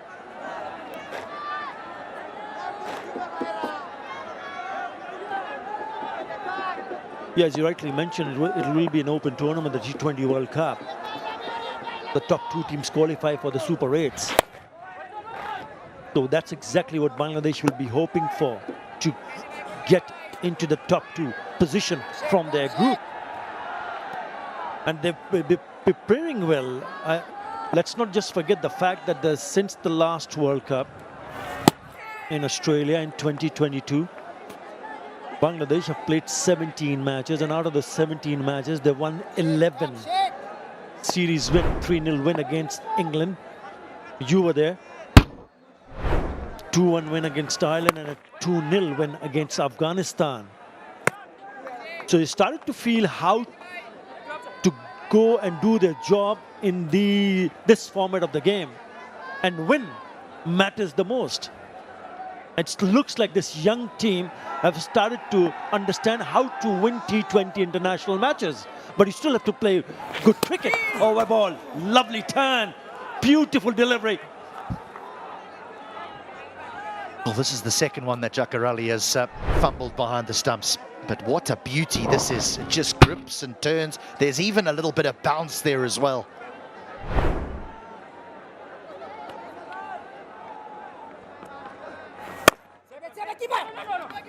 A maiden over brings to close the 13th, 64 for 7.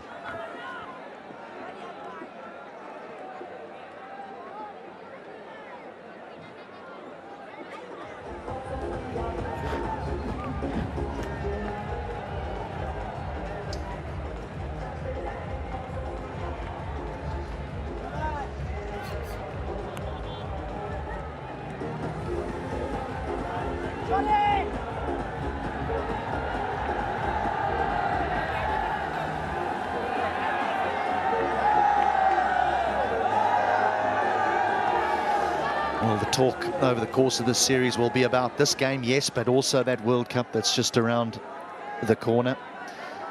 8 and over from here will give them 120. They would bite your arm off, Zimbabwe.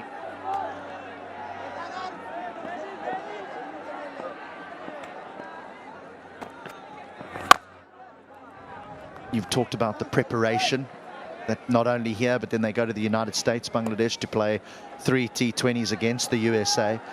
There's something else I need to commend Bangladesh for, and that's their appointment of coaching staff over the last few years has been exceptional. I think Ranga Neharath and Alan Donald with the spin bowling department and the seam bowling department, and now bringing in Mushtaq Ahmed and Andre Adams, the ex-New Zealand international. 2 more brilliant appointments, and that is something that whoever's in charge of that really needs to be commended. And they really would want to cash in with the kind of experience they have to themselves in that coaching staff as players. That's the schedule for Bangladesh.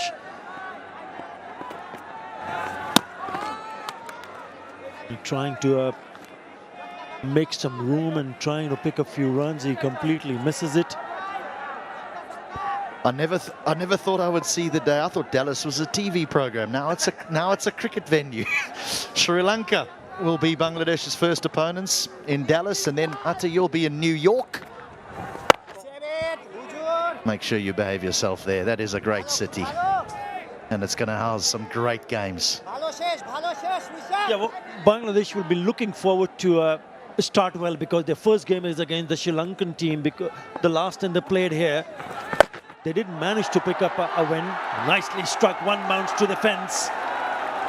All of a sudden, this partnership, the 8-wicket partnership, looking good. With that boundary, the partnership is worth 29 of 39. The best 8-wicket partnership also is against Bangladesh, who came in from the same venue. 2019, Kyle Jarvis and Richard Mutamani recorded a 58-run partnership in that game versus Bangladesh in 2019. That's their highest 8-wicket partnership. There's something to look forward to. Good running. Direct hit. I'll go upstairs.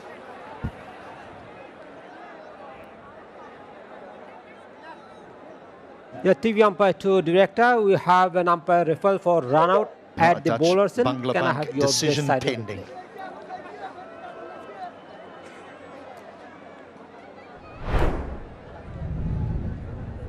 Keep rolling. The batter has made his ground before the bell lights is on. Sure. Satisfied. My decision for the big screen is... But the partnership continues to grow. It's now 30 or 40 deliveries. It's 14 overs gone. We'll have a rocket not out decision that will appear on our big screen. 71 for 7.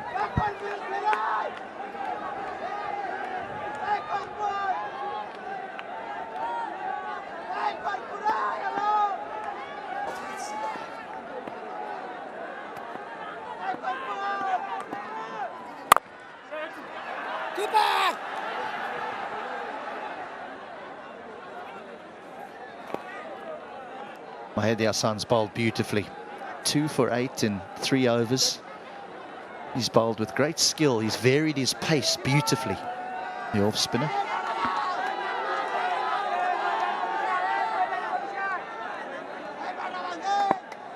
It's all about preparing yourself for the World Cup, the big stage. 2 very important, crucial players not available for the first 3 matches. Shakib Al Hasan, another one who's had a wonderful time in the IPL. Mustafizur Rahman, Fizz, among the wickets on a deck which has been excellent for batting in the IPL. That's the squad. So these 2 will come in. But there is opportunity for someone like Tanzid Hassan, who's making his debut. Pervez Hussain Imon, Jakar Ali, not enough on the bat, safe enough, falls short. So it'll only be a single. So these are opportunities for youngsters who get an opportunity to play this game or the rest of the matches to make a mark. And it can turn out to be healthy competition, because that's what you need. A bit of a push from the others who get an opportunity.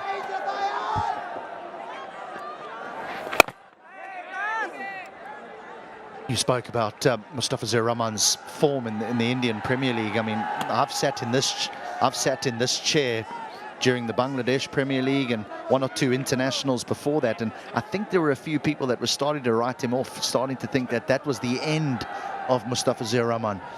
But he really has come to the fore of late now, and is going to add to this ever-growing Bangladesh seam attack. Yeah, 14 wickets in 9 matches. And remember, 200 to 20 plus have been chased in the Indian Premier League this season. And he comes at the death, picks up wickets. He's bowled beautifully. And I hope he just continues, because Bangladesh do need him to bowl in that fashion. Where does he fit in, though? Sharaful, Tuscan, Saifuddin's an all-rounder. Rishad, the leg spinner, and obviously this man, Hassan, is an off-spinner. A nice problem to have. That's gone fine. And for 4. So they're finding a couple of boundaries here, Zimbabwe. This total is growing. They will be getting some confidence. 15 overs gone, 80 for 7.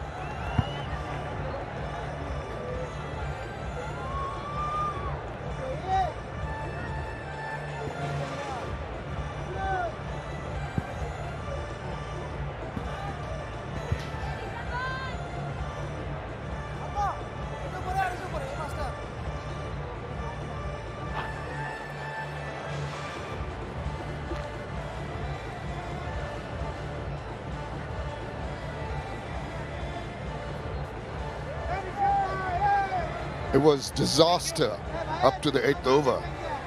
Lost the 7 wickets, but what a wonderful recovery.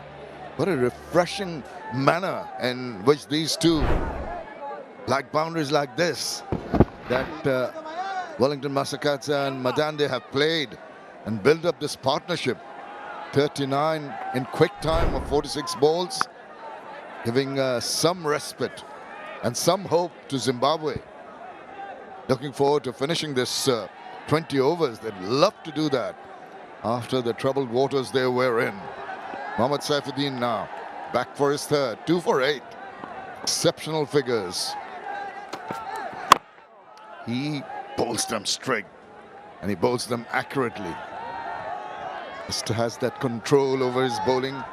Bowls within himself. Good to see him back in the international fray after quite a long period of absence due to injuries, and Bangladesh will be hoping that he can sustain himself, keep fit, be prepared to be picked for the World Cup coming up. Down the wicket. Gives him the charge. Now, I think it's important for Madande as well as Wellington Masakadza to realize that there's still a lot of time in the innings. 4 balls and 4 overs.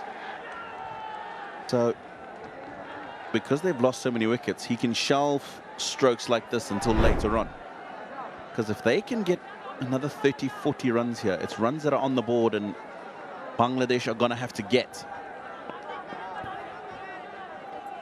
Oh, he goes across. Now that's going to be quite close. And the dreaded finger goes up. Saifuddin strikes. Is going across, trying to whack it away down the leg side. And think they've still got a couple of reviews remaining. They have gone up for the review. TV umpire to director, we have a player review for LBW. I've checked the fit placement. It's a fair delivery. On-field decision was out. Can I have front and first, please?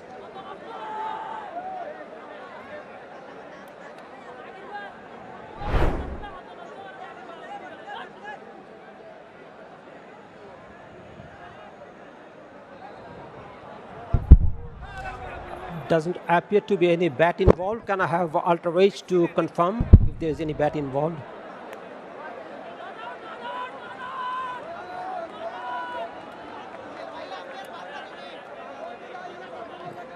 Keep rolling.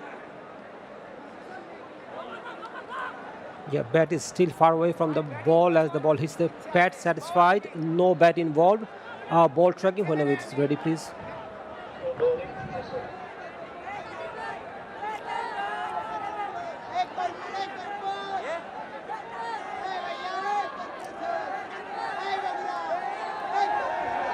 Tanvira Ultra-Rage is building, standing by.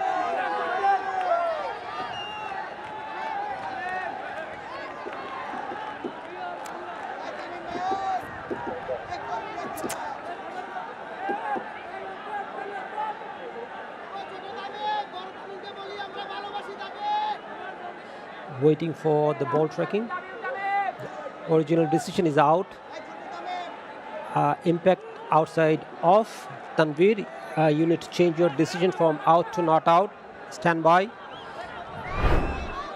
You're on screen, signal now. He's going to have to change his decision. The impact way outside the line of off stump. And there's no enthusiasm from the Bangladeshis, even from the bowler with that appeal. Seem to have appealed as an afterthought, but they carry on, and that is a good thing for this partnership. 39 of 49, need to play it out till the end. Short, trying to drag it, doesn't time it. Gets a single though. Yeah, a couple of uncharacteristic strokes from Madande in this over. And I'll just reiterate the fact that he has to make sure that he bats through this period with Masakadza. They've got to get to at least the penultimate over, these two. That'll allow them just to try and get a flurry of boundaries in those last 12 balls and try and get something respectable. Him going out now is a difference between 110 and maybe 95.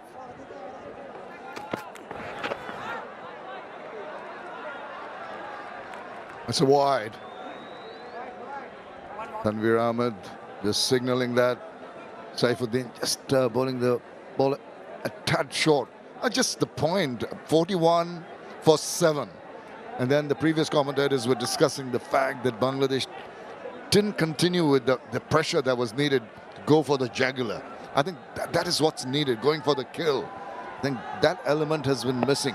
To a certain extent, without taking credit away from the two batters, I think they've allowed them to a certain extent to pick their shots. The bowling hasn't had that sharp edge that it seemed to have earlier on. And I guess when we're talking about a total that's decent for Zimbabwe to get to, we can also discuss the lowest totals they've defended. 82 for 7, that's how the wickets have fallen. Big clump in the middle, good partnership now.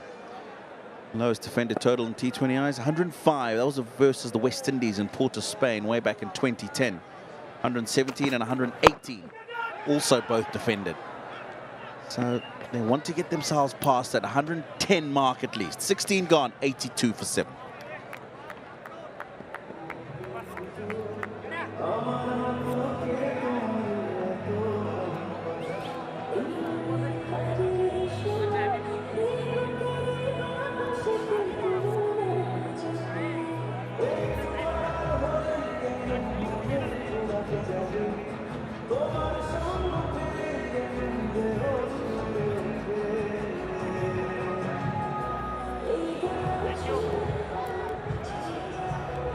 Well, even going at this current rate, they'll be reaching that 100 mark.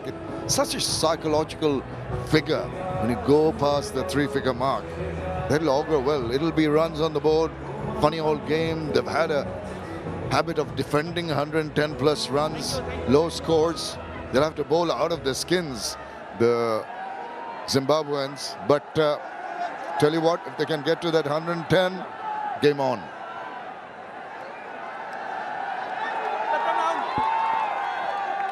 Yeah, there you go. The current rate will get them past 100. They'll want more.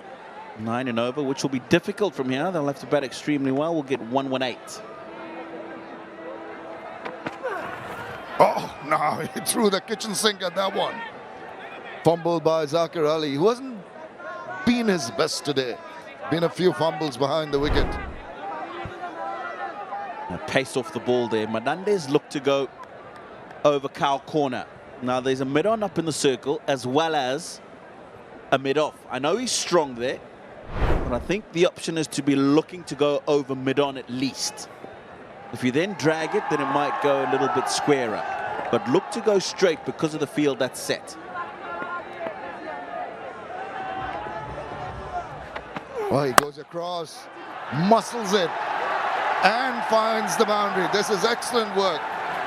Took the bowler on early into his stride.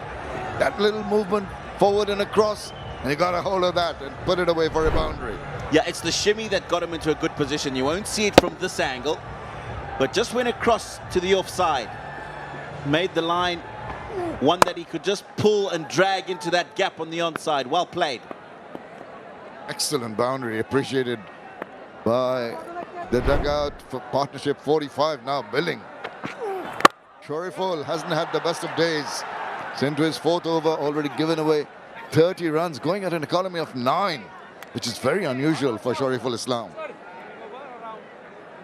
Yeah, when you look at that shot a couple of balls ago, that gives confidence to Wellington Masakadze at the other end to just carry on how he is.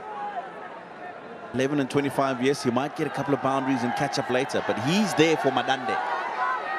And if Madande just looks like he's playing a few too many shots and might get out at any moment, there's no confidence for Wellington Masakadze to carry on at the other end.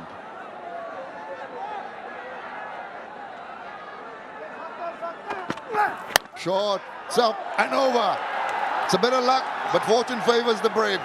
Threw his bat at it, it went over the keeper, and 4 more runs. It is turning out to be a good over for Zimbabwe. Now, there's one of the boundaries that I'm talking about that Masakadze will get. It brings up the 50 partnership as well. And it's in good time, just 57 balls. That's what the doctor ordered. Short, maybe not getting the meaty part of the bat, but enough of the upper edge to take it over. When you swing hard, and it pays dividends just like that. Very, very bold The partnership worth 50 or 57. This is a tremendous comeback here. Slowed it down, really slowed it down. A swish with the bat.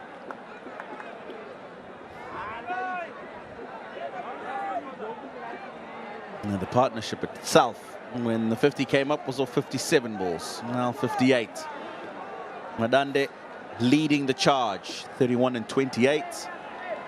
Very well supported by Masakadza. We're talking about 118, needing 9 in over at the beginning of this one. They've got the 9 for this over. Short. Pulls it away. Again, a little bit of mistiming. They're going for the second run. It's deep and throw. It's not very accurate. And they make 11 from that 17th over. 93 for 7.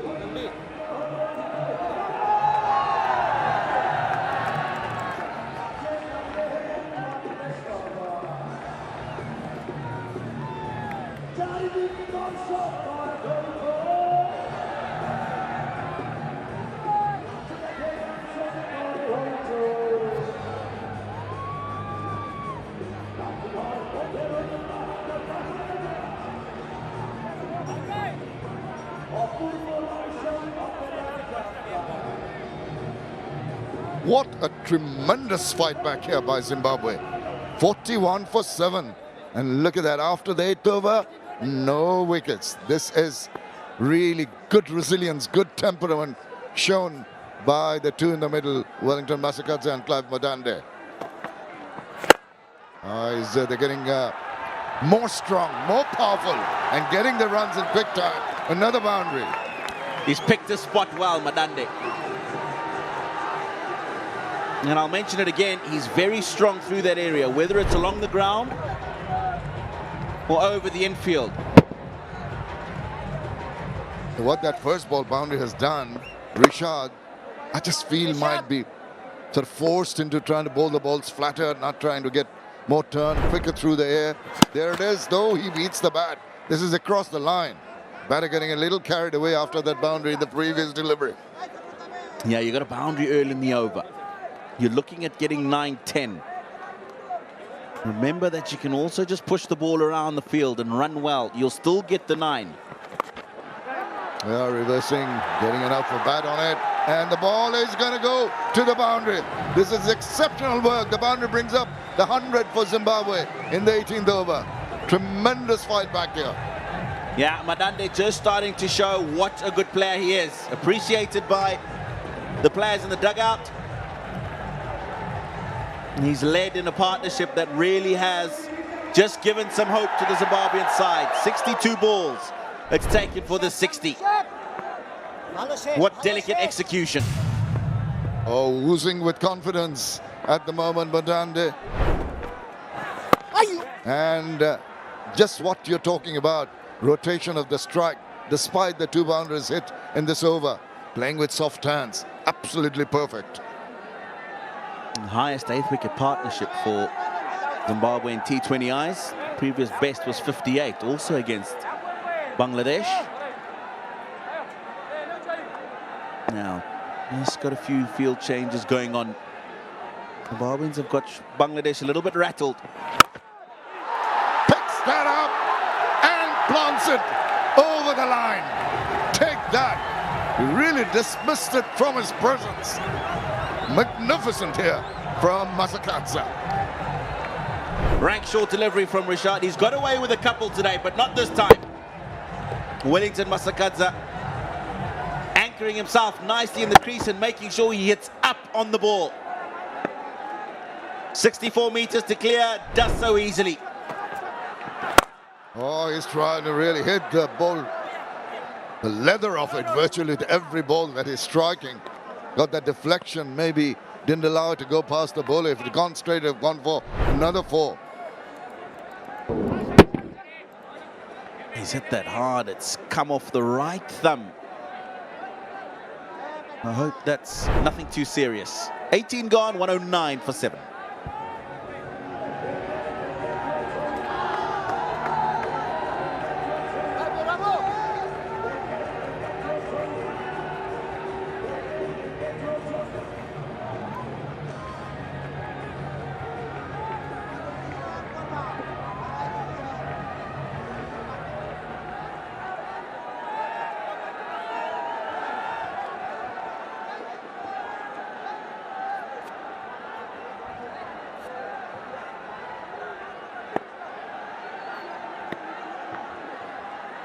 Overs getting bigger and bigger for Zimbabwe.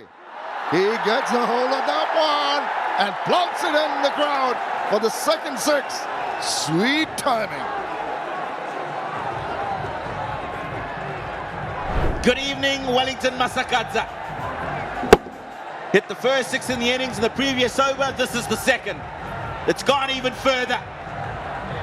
79 meters. Concern for Bangladesh. 41 for 7.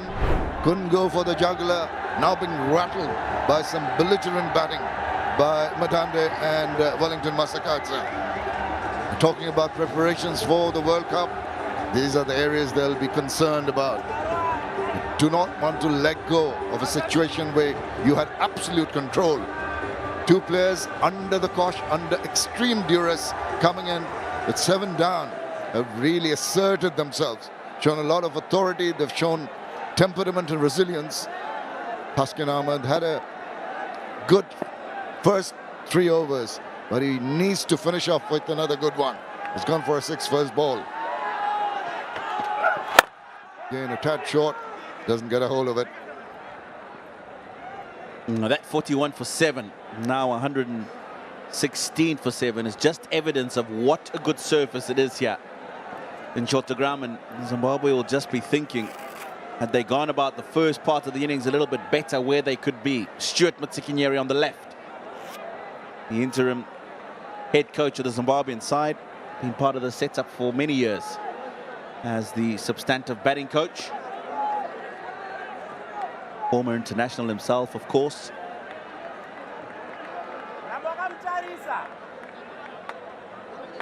Deep backward square leg.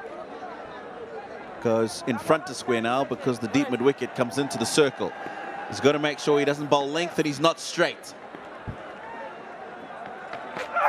Goes across and he's upending it. Good for Yorker in the right areas, and they've struck again. Taskin Ahmed with a superb Yorker has crept it through the defenses, and at last Bangladesh have got the 8th wicket.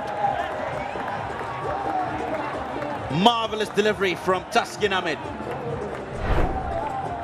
Such an important delivery, the Yorker, and that's why a batsman who's well set, who's kept Zimbabwe alive and steering them to a decent enough total, is dismissed by that delivery. Very well played, young man. Clive Madande goes for 43, 116 for 8.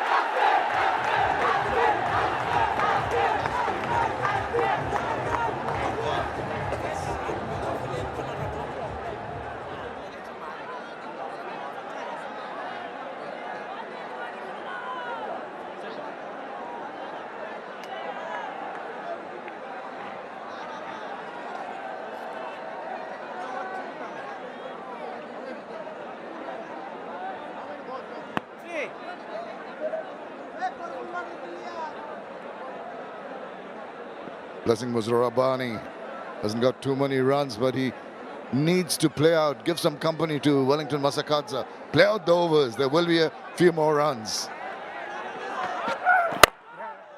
Aiming it straight, does well, gets some back, gets off the mark.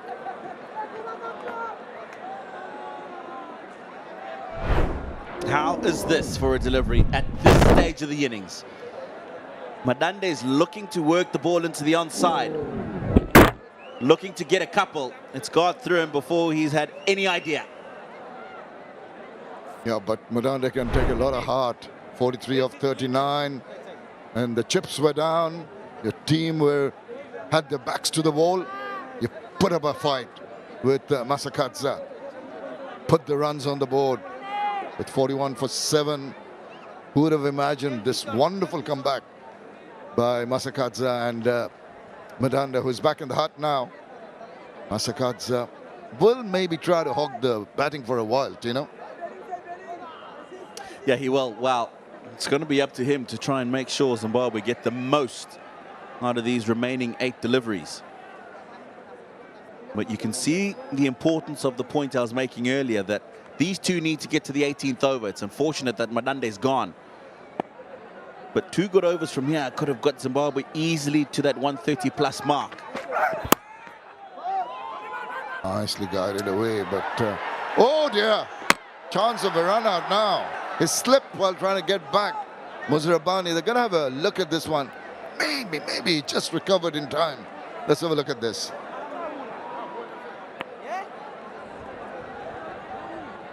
TV umpire to director, we have an umpire referral for run out at the bowler's end. Can I have your best side on replay, please?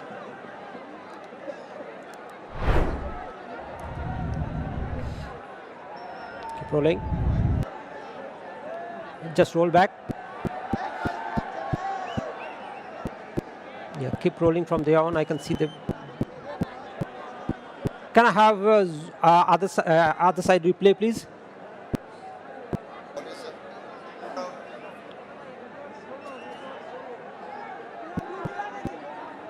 I'd like to see the replay from the opposite side angle, please.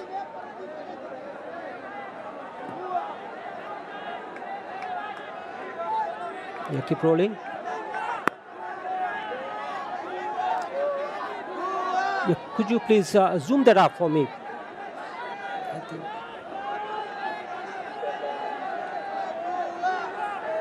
I would like to see whether the bat is in the air or not.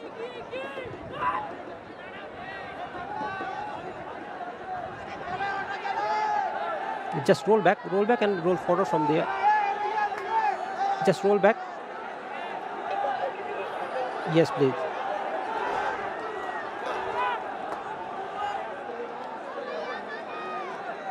Yeah. I can see the bat is grounded as the bells are lit up. Satisfied. My decision for the big screen is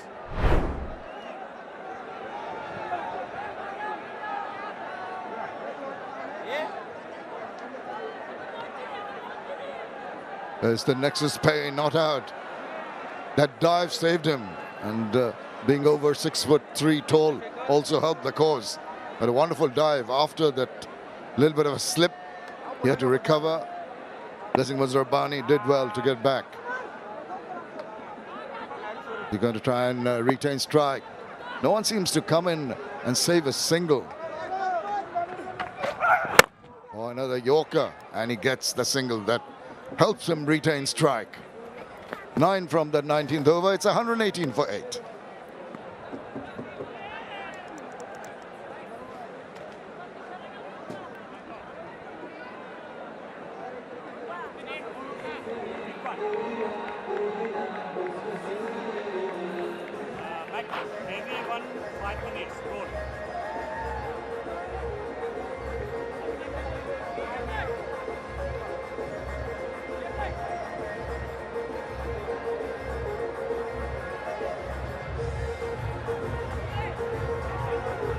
Ahmed has done exceptionally well, 3 for 14 in his quarter of 4 overs.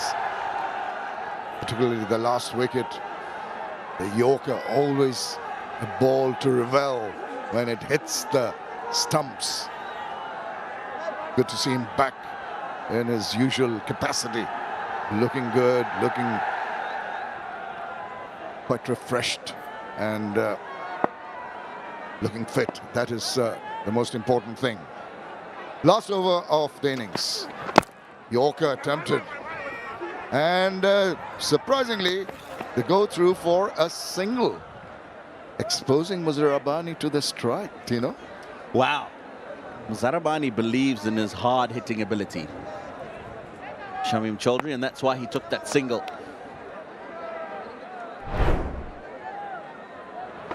The Yorker length balls will be the order of the day, or for the moment.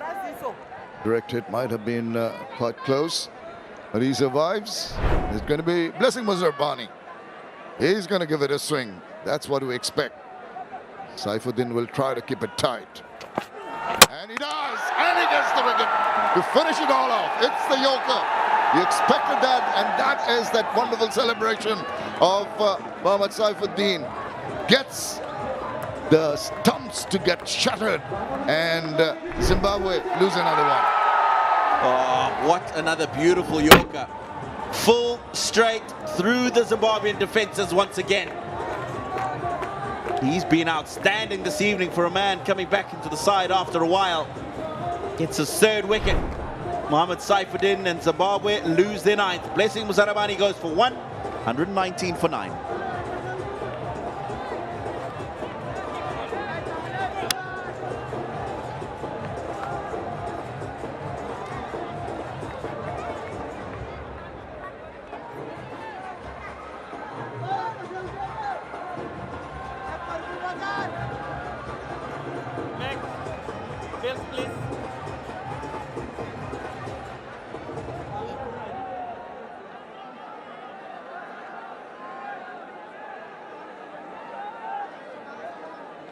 Last man in for Zimbabwe, Richard Ngarava. He will be fancying his chances as a bowler when he comes in, because he's seen the pace bowlers of Bangladesh getting the wickets, getting the ball to have a little bit of movement.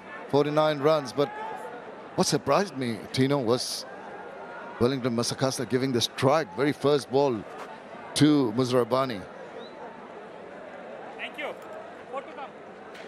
Yeah, he's the man who's in. 32 now, and he's closed that gap between balls faced. Just 35, 90 strike rate. I would have expected him to face the majority of the balls, but that's a brilliant Yorker. Would have got through most defenses.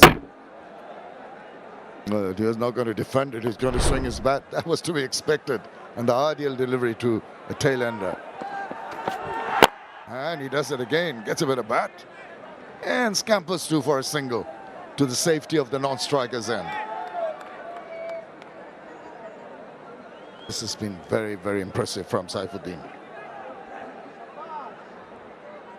Yeah, certainly repaying the selectors for taking a look at him again and selecting him in the side ahead of the World Cup.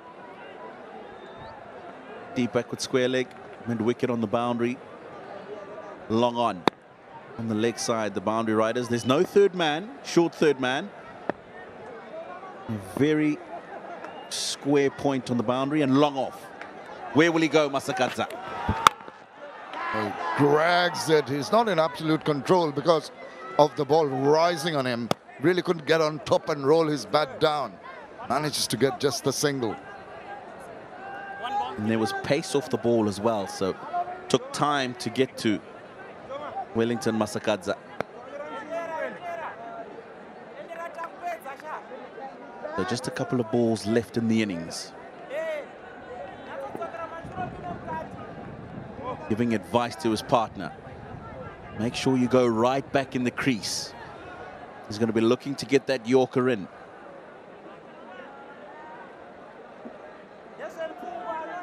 Looking for a four-fer, yeah. Mohammad Saifuddin. A couple of balls. The last man in. It's just the line. A little awry there because the perfect Yorker length was repeated quite often in this over.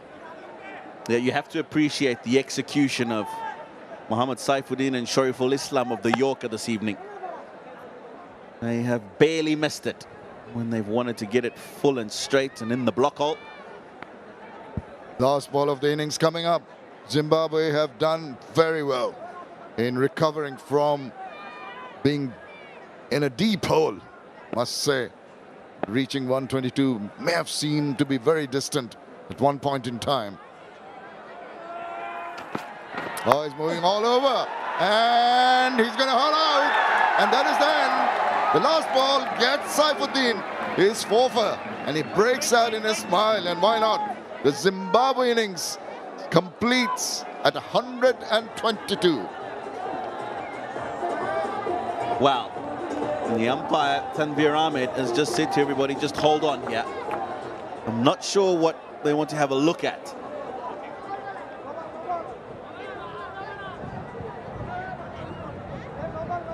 Oh, they're checking for overstepping. Just checking, making sure. I think they're looking for a front foot. No ball. Oh, dear. Goodness gracious.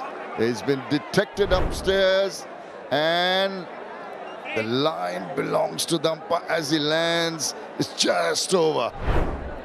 Yeah, he's definitely over. Would have been the perfect finish to the innings for Saifuddin and Bangladesh. However, it gives Wellington Masakadza and Zimbabwe an opportunity to just finish off the innings in a flurry. Saifuddin very, very annoyed with himself. Full toss.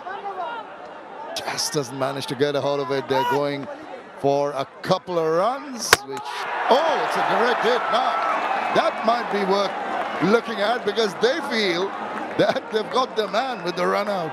Let's wait and see. 1 run should be accredited there because from up here that looked out. What a great throw that was. and short. Yeah, batter Well is short, well Wellington short of Masakadza. his ground. I'm satisfied. My decision for the big screen is... Oh, tremendous work from the deep. It's rocket UT, and that is eventually the completion. 103 all out Zimbabwe at the end of their 20 overs. Bangladesh have done well in coming back after that brilliant partnership which brought Zimbabwe back into the game.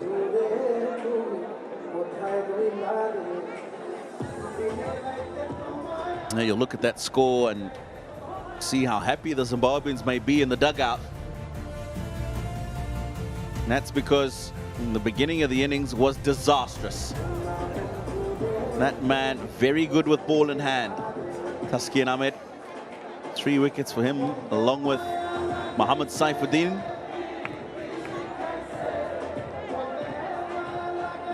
Zimbabwe had to fight extremely hard to get themselves to that total. Gumbi started off pretty well, but the trouble started early with Irvin not really bothering the scorers. Neither did Williams or Sikandar Raza, the skipper. Even Ryan Burl went at a first ball duck, but it was Madande, 43, who gave a lot of support to Wellington Masakadza in building up that resistance, which took the Zimbabwean score to 124. Yeah, partnerships not many to speak of. 28 and 22 between Gumbi and Bennett. The one that brought Zimbabwe back into the encounter, 75 and 68 between Masakadza and Madande. The bowling has been very impressive. 2 for 16 for Mahdi Hassan. Opened the bowling from 1 and 3 for Taskian Ahmed for 14 runs only. 3 also for Saifuddin just for the 15 runs. And they'll be pretty happy with that. Have a look at the highlights. They started off with the decision by Bangladesh to bowl first, and Zimbabwe on a spot of bother. Straight away Craig Irvin and Joylord Gumbi coming in. They started off the first over with a bang, but this one just not reading the line of the ball from Mahdi Hassan. Reverse attempted and successfully done. There's a movement for a short while for the batters, but then the trouble started as we see another ramp shot was well executed. And this was just over the head. This was rather unlucky. He only had to go either ways behind that fine leg fielder, but found the fielder, and the calling not very good on that occasion. Gave that run out. Sikandar Raza out first ball. Yeah, Zimbabwean innings didn't get off to the start that they would have been hoping. Wickets continued to fall consistently at the other end, and it was at the fall of this wicket, Luke Jongwe, that the partnership and the revival started in the innings. Madande and Masakadza took their time. Opportunity presented, difficult chance that wasn't held on to by Mamdullah. From then on, it was Madande who led the charge with Wellington Masakadza. Partnership of 75 between the two of them,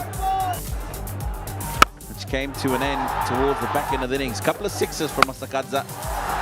That just helped elevate the scoring rate towards the back end of the innings.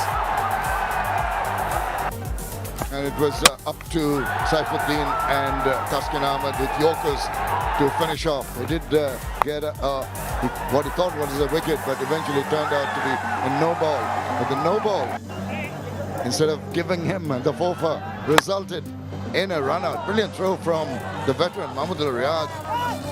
Was it from the deep? Najmul Hussain Shanto, correction. The skipper came across and made that run out. Right, so the play's gone in. There's a change here for the other batters to come. 125 the target for Bangladesh when they come back for the chase.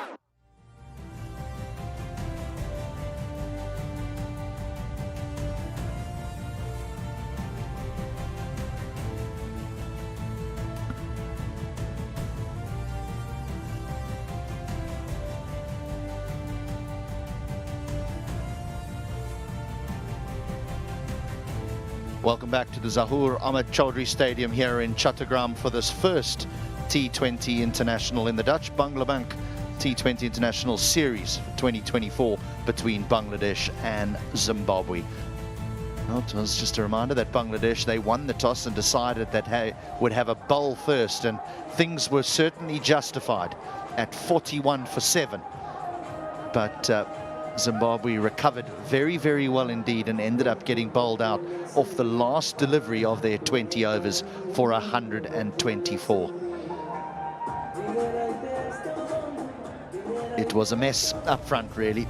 Gumbi and Bennett put on a few 17 and 16, but it was the stalwarts, Irvin without scoring, Williams without scoring, Raza going first ball, Ryan Burl going first ball, and a brilliant partnership between Madande and Mazakatsa ensured that Zimbabwe have something, if only 124, but it is something to bowl to. It was all about that partnership. At one stage after the end of the 10th over, the score was 49 for 7. But that wonderful partnership of 75 between Masakadza and Madande ensured they had runs on the board. Yes, Shoriful was expensive.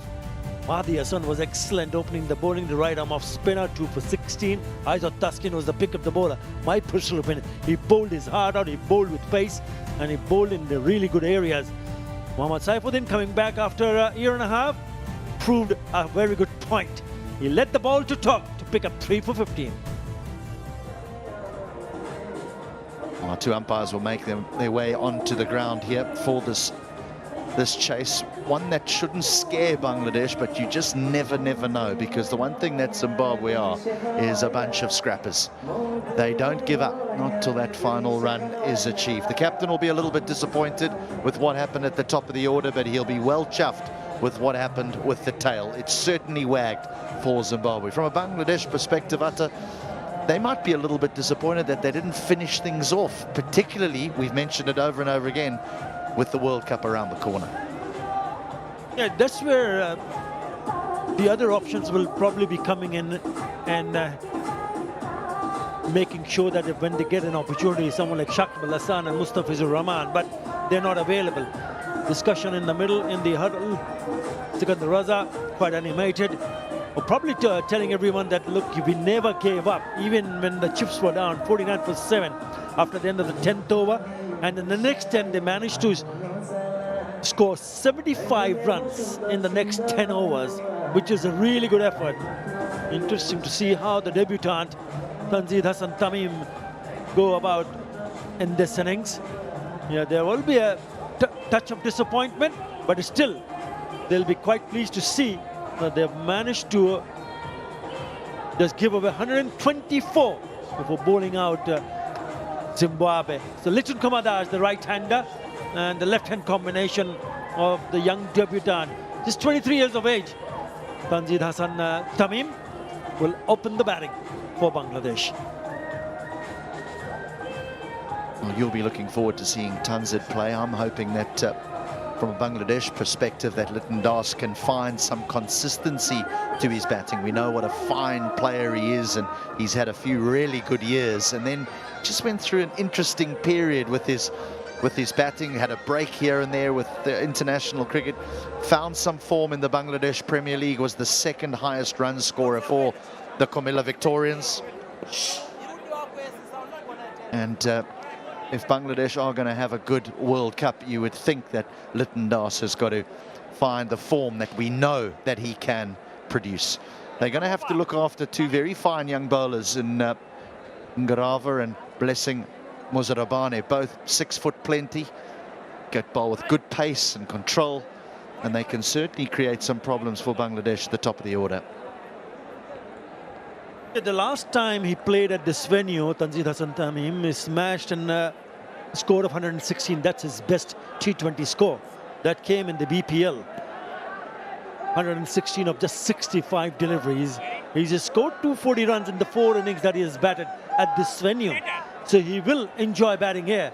But as you rightly pointed out, up against some quality bowling, because there is enough for the bowlers. We saw what the seamers did apart from Shoriful Islam. Either Taskin Ahmed and Mohammad Saifuddin was outstanding with the ball, and they need to do what they did initially, early on, to pick up early wickets. Played for the Sylhet Strikers, Richard Ngarava. Here he goes. He's got an impressive T20 career record.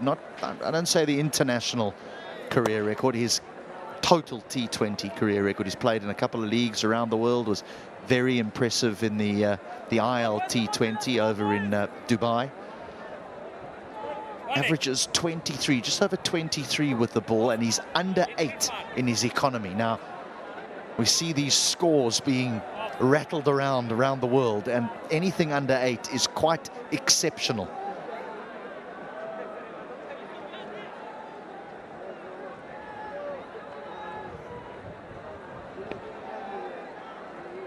Is a slip. That's what he will get, a little bit of bounce, but that's neatly played. Yeah, important for both the batters. I know this is only first match making debut Tanzil Hassan Tamim, but it's important for someone like Liton Kumar Das to spend time in the middle, forget about the target, and get a little bit of feel, a longer feel in the middle as a batter. You start to grow in confidence when you start to spend a little bit more time. He's been dismissed cheaply. At times he's looked good, he's got a bit of a start, but then he could not convert those starts to a big one.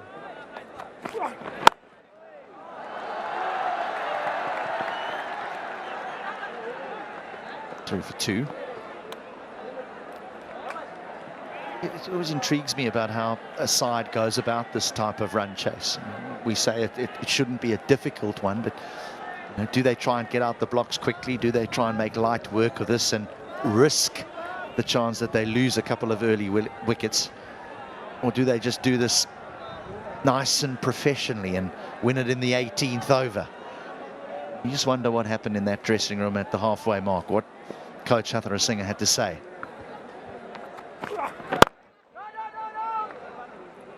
I think the question also would have been discussed is that the kind of total that you're expected to go and chase, with the kind of what is the required run rate.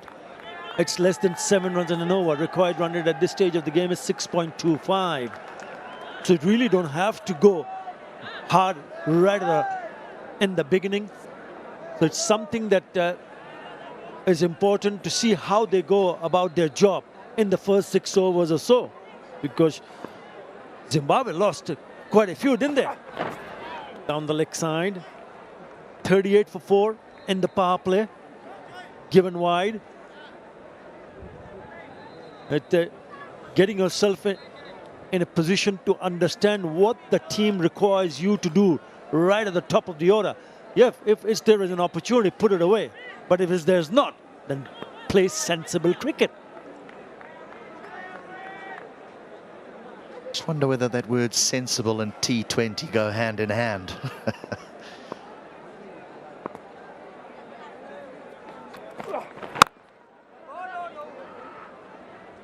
Zimbabwe did very well to get to 124 with where they found themselves 7 down for 41.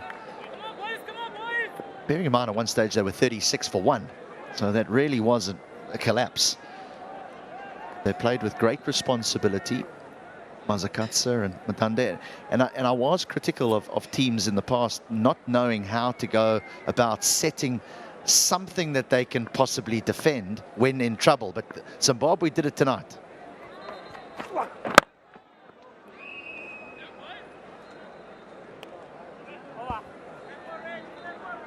Two without loss.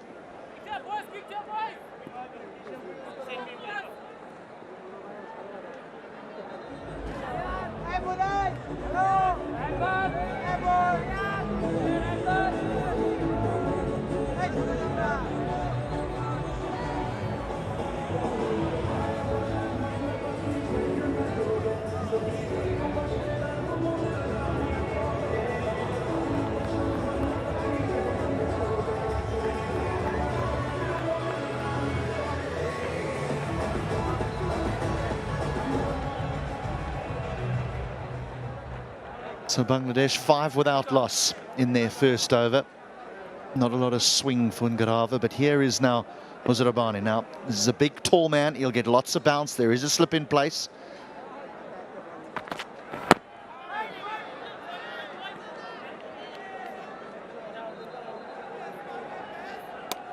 He's a tall lad, very tall lad, and if he can get it right, he will extract some good bounce.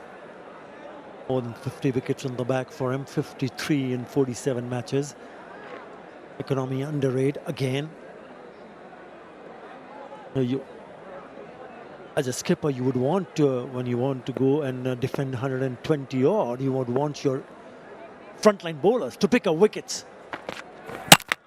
Just like that. Beautiful delivery. Came back sharp enough and knocks the middle stump out. I first got a glimpse of blessing Muzarabani against Afghanistan in a test match, and he was very, very impressive then. And he remains an impressive prospect for Zimbabwe. An absolute beauty. A good length delivery, a little bit of movement.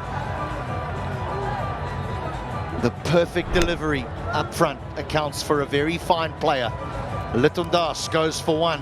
Bangladesh have lost an early one. They are 5 for 1.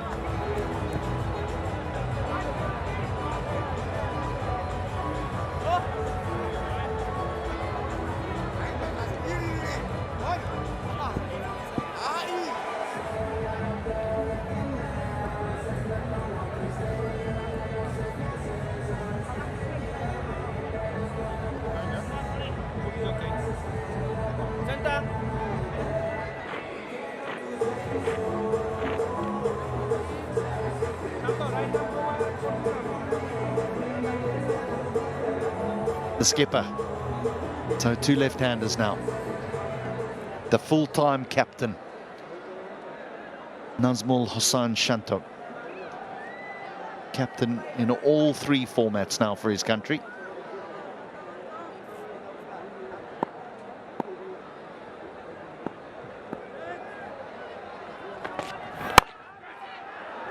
That was aerial for just a moment, but Shanto will get off the mark.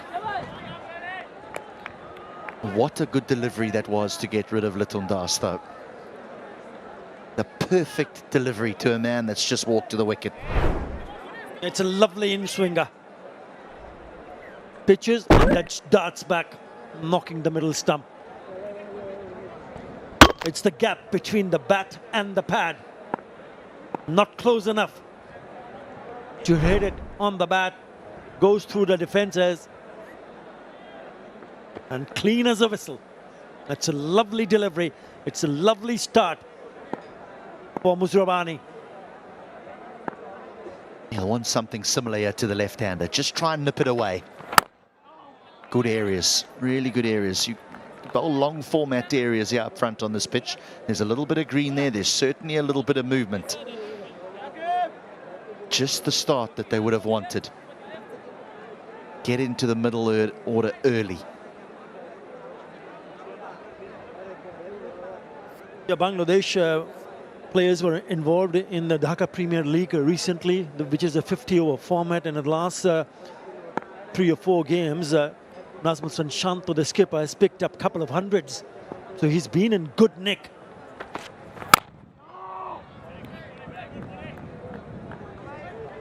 The last match that he played for Abhani versus Ghazi Group, 101. And then the match against Prime Bank, another very important, crucial match, which was in Maypur, picked up 118. So he's been in good nick. But you, as a batter, you do know that doesn't really matter what you've done in the past. What matters is how you go about your job from here on. So you have to start all over again.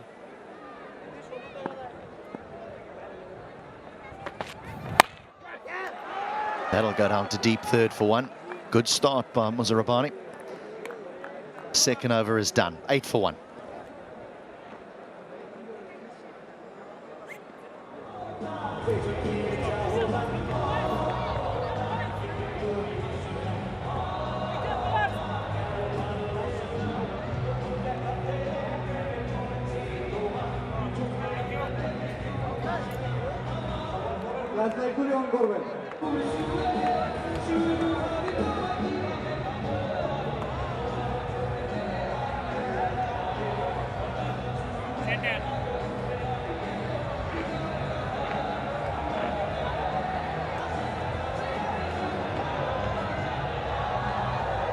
The exciting Chowdhury down to come in at number 4. Then the experience of Mahmudullah Jakarali, exciting, played beautifully against Sri Lanka in their opening T20 game a few weeks ago.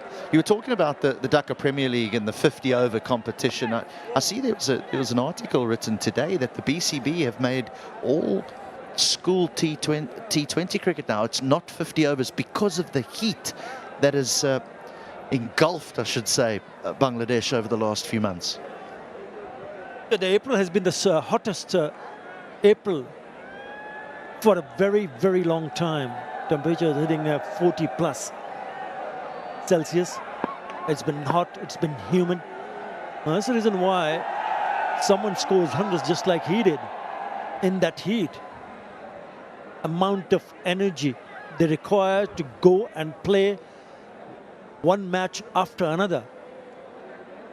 People say that the players who were involved in the last few weeks playing Dhaka Premier League have lost maybe 3-4 kgs just being in the field. Just think about the bowlers. We're talking about the batters. So it's an extreme hit, humid conditions, and they've gone out day in, day out. Just shows how fit they have become, because physical fitness is of mighty importance to survive not only in the heat but also in overseas conditions where the condition might be completely opposite. And am I correct, Bangladesh have just come off quite a big fitness camp or testing camp in this heat.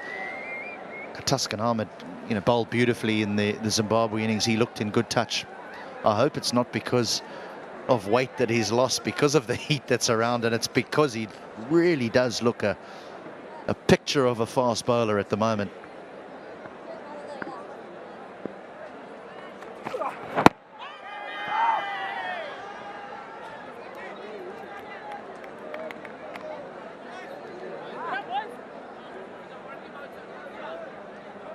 On debut today, another proud moment presented by Mahmudullah. Yep, smile, big smile, Tanzir Hassan. And while we've been waxing lyrical here, or talking about, I should say, about the heat, there's a little bit of drizzle that is starting to fall here in Chattogram.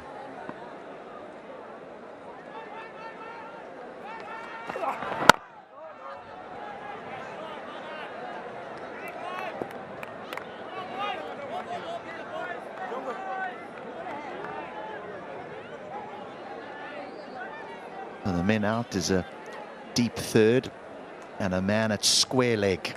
Those are the two men outside the 30-yard circle, inside the power play. You just allowed the two. Garava also has a slip, and that is very understandable. I know that there's a small total to chase, but Zimbabwe and Sikandar Raza realize they need wickets. Oh, this could be tight. Scampered through. A shape to pull that ball towards mid-wicket area, but I thought it just came a little bit quicker. So he was got a little bit hurried on.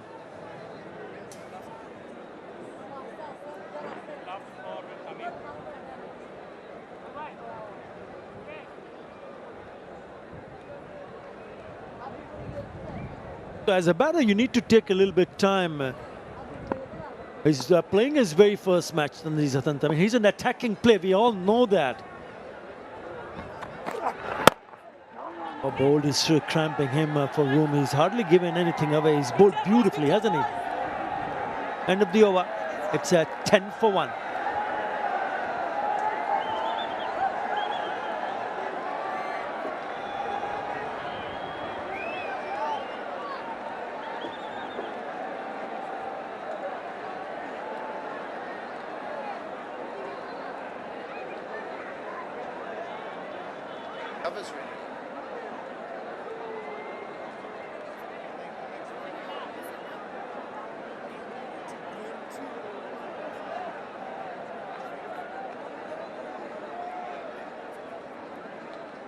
Well, what the heat has done is it's brought a little storm.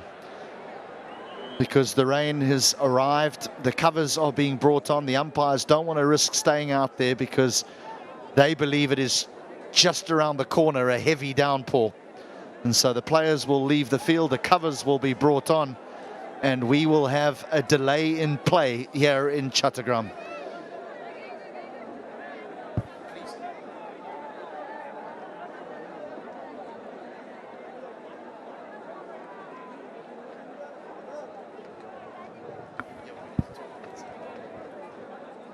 So a 10 for 1. Bangladesh will still feel as though that if they could get on, that they should post a victory here. Secunda Raza, the Zimbabwean captain, he'll be relieved that his tail managed to bat out the 20 overs, because there was a serious chance that this game was going to get ended very, very early when they found themselves at 41 for 7. And the umpires seem to have made the correct decision here in taking the players off, because the rain seems to be getting a little bit heavier now.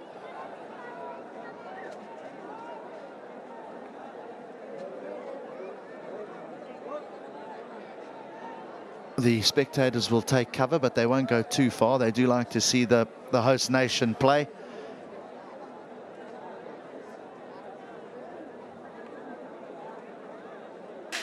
Lytton Das would have certainly hoped that he could have made a contribution here this evening in chasing this low total, but instead, Blessing Muzarabani bowled an absolute beauty. Bowled a good length, just nipped back, went through the gate, and that was the end of Das. Gave Zimbabwe a little bit of hope that maybe, just maybe, they could defend this low total. Well, so unfortunately, the players have left the field, and Bangladesh find themselves at 10 for 1. Tanzid on debut is not out 3. The captain Shanto has just walked to the wicket. He is unbeaten on 4. The man out, Lytton Kumar Das, bowled by Muzarabani for 1 of his 3 deliveries. They're in pursuit of 125 for victory. We're off to a break, but I can assure you we will return quick as a flash as soon as there's some play.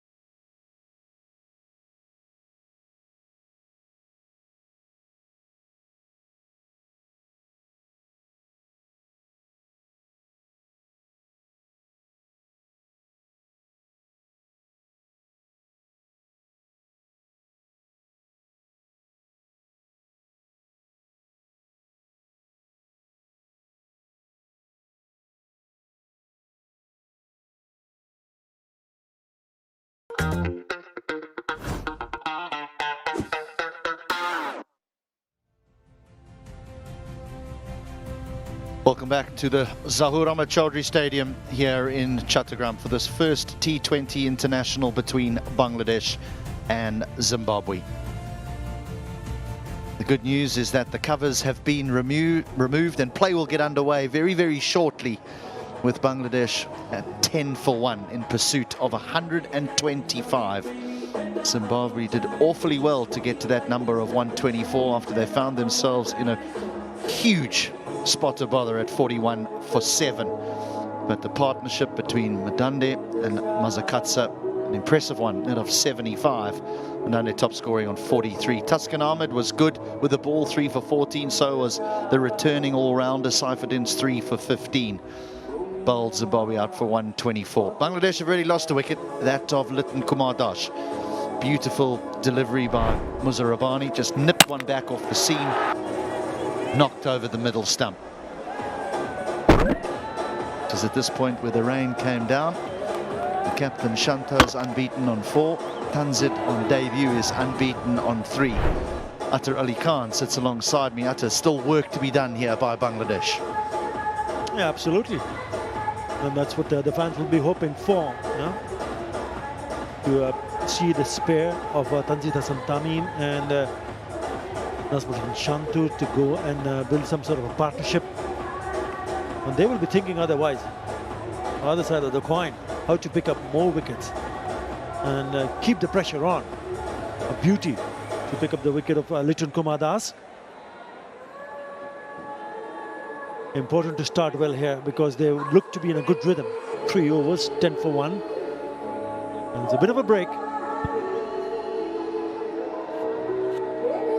20 minutes or so. A bit of a drizzle. But no damage done in terms of the overs available for Bangladesh to chase that total. Yeah, no overs lost. There is an hour's grace that is given before overs can get taken off, but we weren't off for that long, so things stand as is. 125 is the number that Bangladesh are after inside their allotted 20 overs. Zimbabwe will feel that it'll be a struggle to defend that number and that they will have to bowl Bangladesh out. Hence the reason why the new ball pair are still going. And Garava bowled his 2 overs gone for just 6. Muzarabani will continue now. He has a wicket next to his name. He gets bounce and he's got a little bit of movement, just a little bit of movement away from the left-hander. Yeah, it's a kind of a surface where the batters will not be comfortable. When you talk about initially get your eye in, so you got to be watchful, especially of the bounce that you mentioned. Yes, there is lateral movement, but the first 6 overs or so from here on is going to be crucial. Again, that extra bounce. Nicely played. And important that the inner ring of Zimbabwe is really tight. They're really tight on the pitch. They don't want to just allow that rotation, that simple rotation of strike. Want the Bangladesh batters to try and force their way through that infield. And in doing that, maybe find an outside edge or a mistake, a little inside edge back onto the stumps.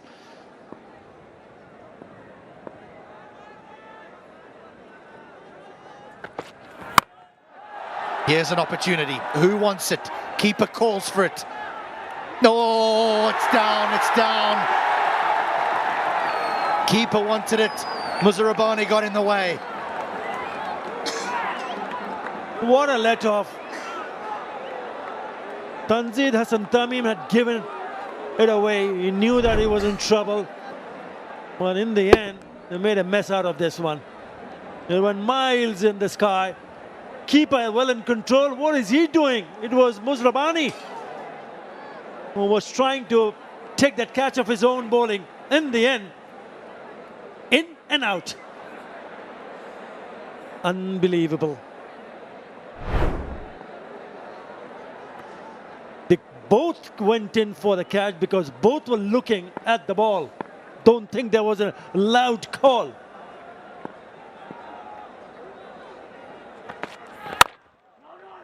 Yeah, you might disagree with me, but For me, when the ball goes that high in the air, the man with the gloves is surely the option.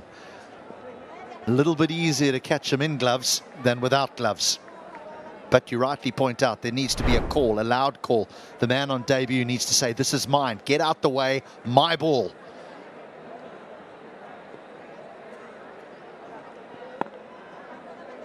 Gambia, the keeper, on debut, he was not even looking at Mujabani. Well bowled. Again, a quick single taken. And you rightly pointed out, I completely agree with you 100%. In terms of when the ball goes so high, it's the keeper's catch. It's Nick Pothers, the assistant coach. It's just trying to get Shanto's eye in. He's got 2 balls, 1 in each hand, and then he tries to just let one of them go. Well, means and ways to try and get batters' eyes in. Many years ago, you just used to hit it on the in front of you with the tip of your bat. Oh, down again. Another one. Well, this picture could have been painted very, very differently. That's 2 down in this over. 4 gone, 12 for 1.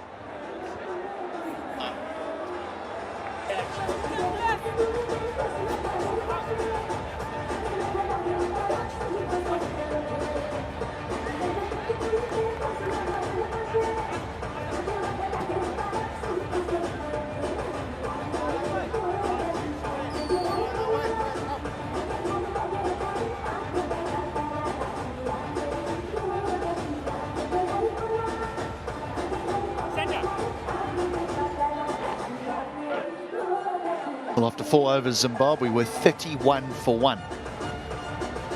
But it was all fall down from here on in from the Zimbabweans. But Bangladesh are 12 for 1. They probably should be 12 for 3. Skipper's on.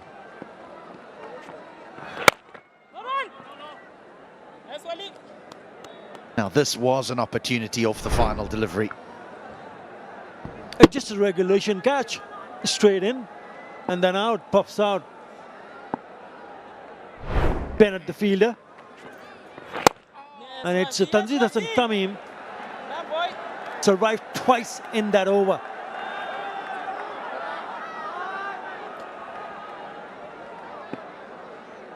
Very useful.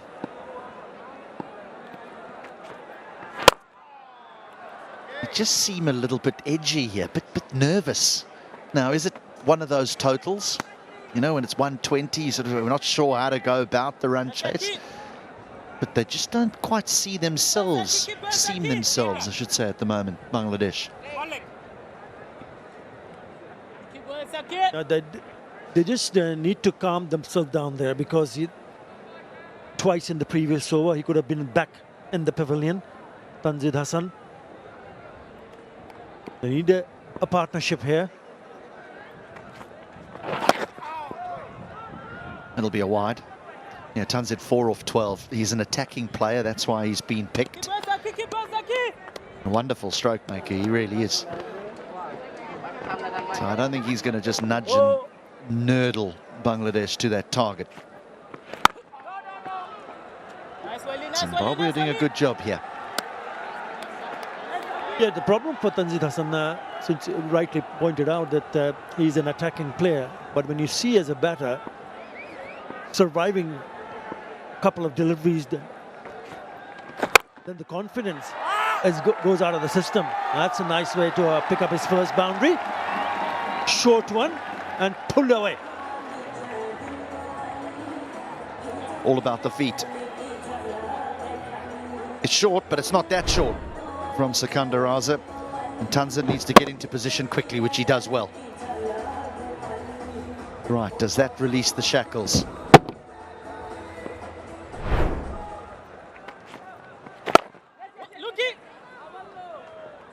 It's a little nudge and a single, but it's fair to say that the first 5 overs of this run chase belong to Zimbabwe. It's 19 for 1.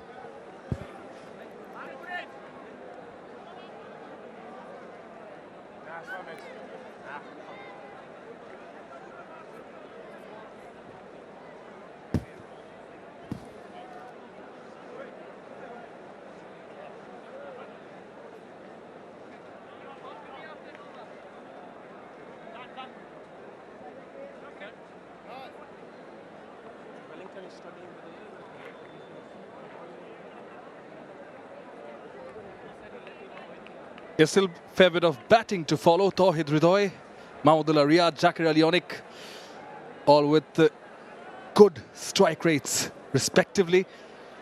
Tanzir Hassan Tamim still in there.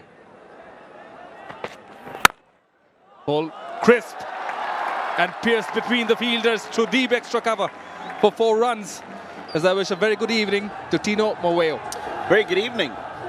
And aren't we greeted with a glorious extra cover drive? Have a look at this. Nice confident stroke. Leans into it. Lovely connection.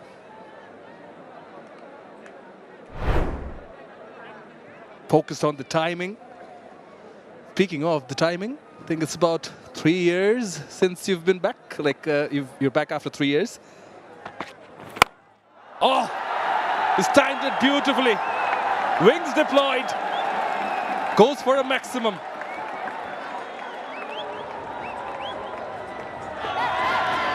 Wow, this has come out the middle. The previous one did as well, but this one is on the up. And he hasn't tried to force it. It's not all that short, but he's used the length and the line very well. Little swivel.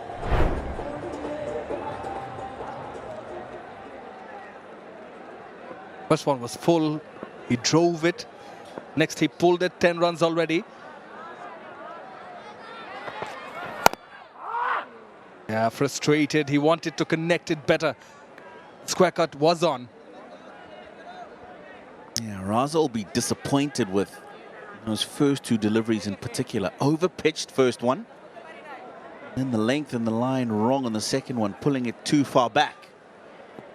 Only got 120 plus runs on the board. You cannot afford Zimbabwe to give away boundaries that easily.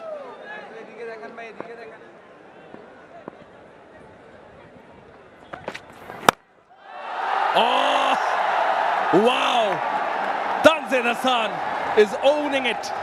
Second 6 in this over. My goodness me. Wow. Zarabani just signaling to the fielder to move around, but it doesn't matter. He's not going to catch it if it's flying this far past the boundary rope. Look at that. Still at the point of contact. And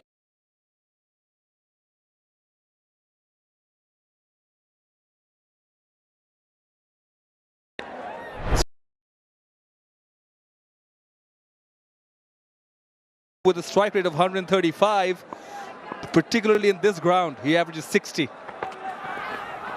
Taking pace off, smart bowling. He also scored a century in the last T20 he played on this ground. Tanzir Hassan against Premier Bank Khulna Tigers. yeah, 66 meters to that leg side boundary, and he's hit 2 in this over. They've probably gone 75 minimum. Second one halfway up the stands.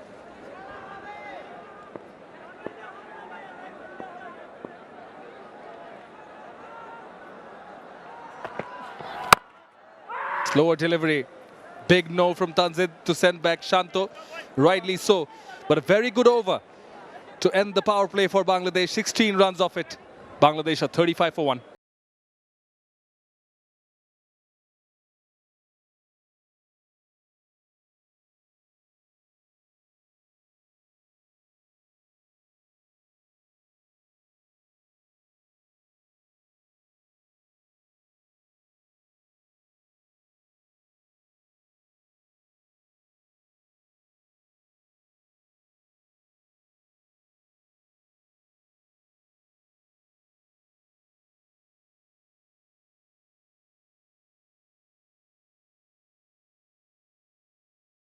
Pick it up, the 6th over, and hence that acceleration in green. Now spin. There's confirmation from Tanveer Ahmed. End of power play, 35 for 1. Zimbabwe at this stage with 38 for 4. 3 runs. ahead, but also 3 wickets behind.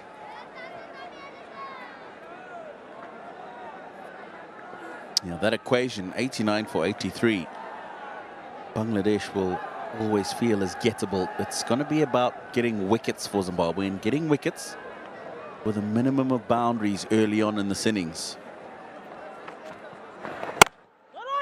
Well bowled, slightly quicker, and a quick single taken too.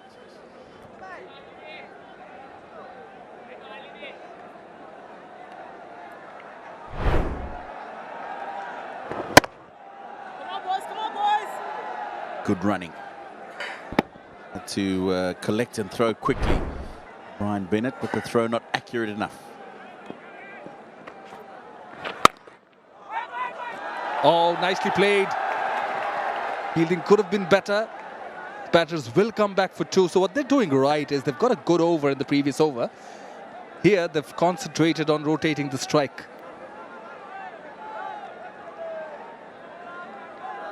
Yeah, 4 runs from the first 3 balls in the over. Arabani's previous over expensive. Which way will Raza go? His other premier bowler, Garava's bowled 2 already. He gone for 6. The other man who can do the seam bowling options, Luke Jongwe.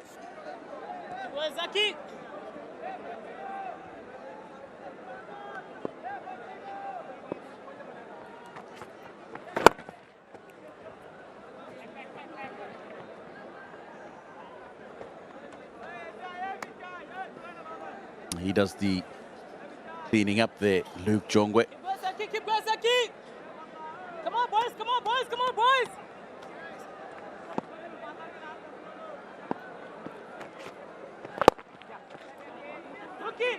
Running the first one hard.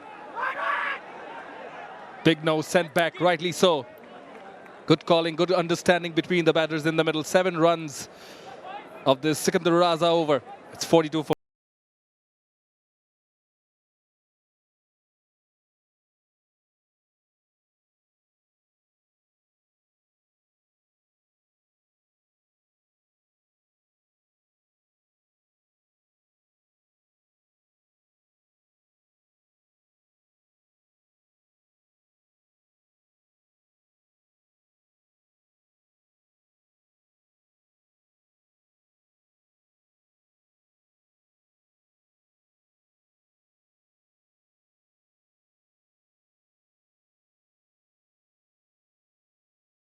Runs to get. Going to be a change in bowling from the Dutch Bangla Bank end. Brian Bennett, they're trying to take the pace off Zimbabwe. Yeah, Brian Bennett, he wouldn't have bowled a lot in international cricket, let alone T20 or list day cricket. To his 7th match, he's got the 1 wicket. Interesting choice from Sikandar Raza. Of course, he's got Sean Williams, who can operate the slow left arm, Wellington Masakadze as well, Ryan Burl with the leg spinners, so he's got an abundance of choice from the spin bowling department.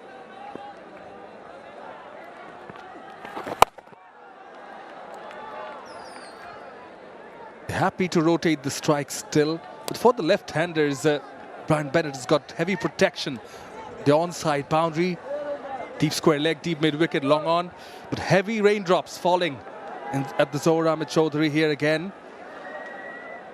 Masur Rahman Mukul, along with Tanveer Ahmed, will take a decision, and they have decided perhaps to call off the play yet again. Disappointment for the fans as they run off the stands yet again. And they're running in also. Yeah, how frustrating is this? He's making sure he gets the Hessian sacks on to the playing surface. That'll be before the huge covers come on and make sure that the rest of the table is protected. Good news that you do have is that there is a game. Mandatory 5 overs that you need to play have taken place.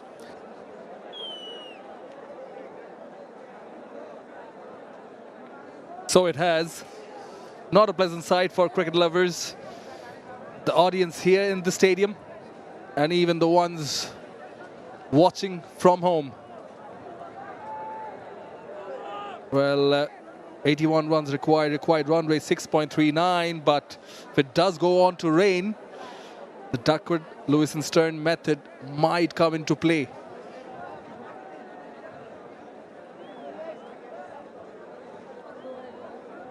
First T20I of the Dutch Bangladesh series, powered by Rocket and co-sponsored by Nexus Pay. It started here in Chattogram, but there is the DL power. It is 46. Bangladesh at the moment are 44 for 1. And unfortunately, if there's no further play, Bangladesh would surely feel that they've been robbed of a match. A win brings a smile on Tino's face. Wow, still lots to happen before that comes into play. But yeah, at the moment, that is what you have at the Zahur Ahmed Chowdhury Cricket Stadium in Chattogram. The rain's coming down once again. Zimbabwe hitting 124 on their 20. They fought hard to get there. 41 for 7 at one stage. Bangladesh 44 for 1, need a further 81 and 76 balls to win this opening T20I.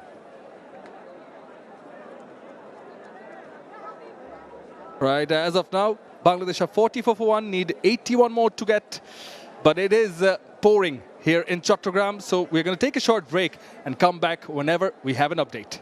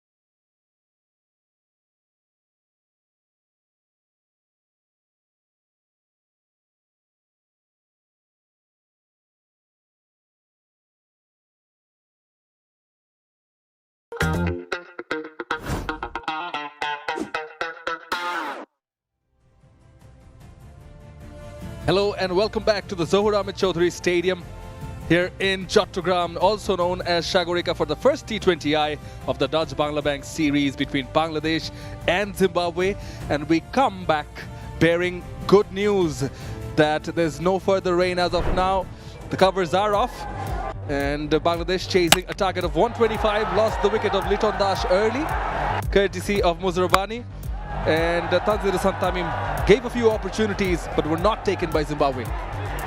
Yeah, Zimbabwe will hope that they don't live to rue those. A couple of opportunities in the same over. And then it was a couple of boundaries just before the rain break that really just helped Bangladesh assert their dominance on proceedings so far. So 44 for 1. 2 balls into the 8th over. Run rate of 6.39 required, and this is where the match stands. 124 Zimbabwe in their 20 overs, 43 and 39 from Madande. On the bowling front, it was Tuskin and Saifuddin. 3 for 14 and 3 for 15 respectively. Bangladesh at the moment looking very comfortable, 44 for 1. As we said, we come bearing good news. Another one being that thanks to the provision of 60 minutes of extra official playing time, there's no overs lost in this match, at least not so far. And Bennett pulls it away, pulls it fine, away from that fielder at short fine, but this is good recovery from backward square leg, sliding and definitely saving a couple of runs. Yeah, good work from the senior statesman Sean Williams. Over the years, undoubtedly one of the quickest and the finer fielders in the Zimbabwean lineup. Come on, boys, come on, boys. You wouldn't have found him too often at backward square leg.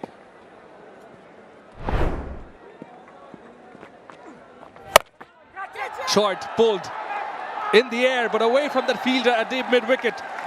1 bounce for 4.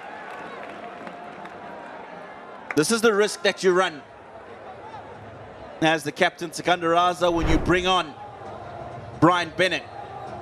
A couple of short deliveries straight after the rain break. Bangladesh off to a quick start, brings up the 50. That boundary, now all of a sudden, Bangladesh looking very comfortable.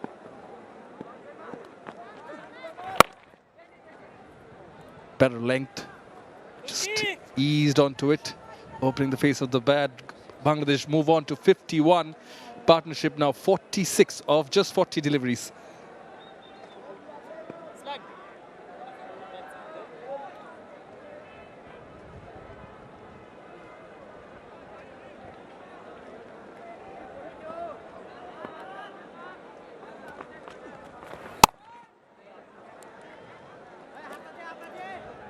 Single to end the over. Good one for Bangladesh, 10 off it, 52 for 1.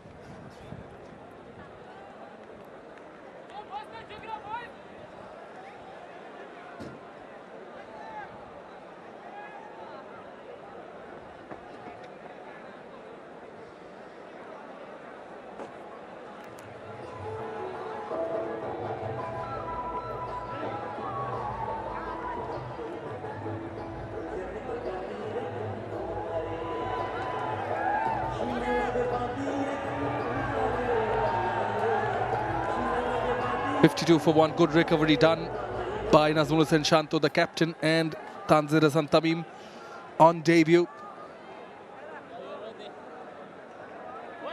Sikandar Raza will continue.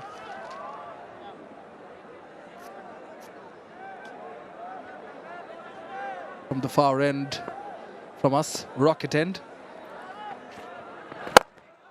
Hit straight, hit with some power, but not enough timing. Was thinking of the second. Rightly sent back by Shanto. Yeah, firmly struck. Sikandar Raza keeps himself in the attack. And the only thing that you could think is that he's thinking off spinner, ball turning away from the 2 left-hand batsmen.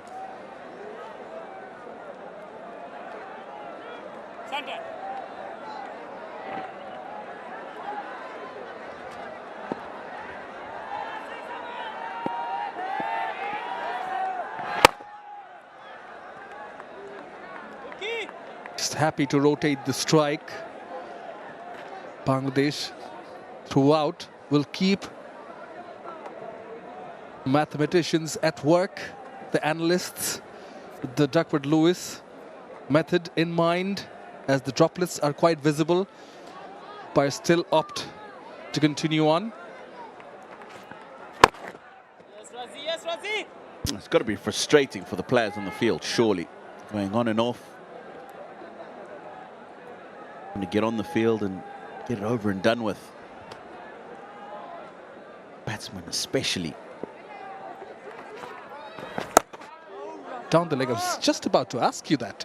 You know, not only going on and off of the field, but switch it on in the mind, keep the focus on. Yeah, so difficult for the batters.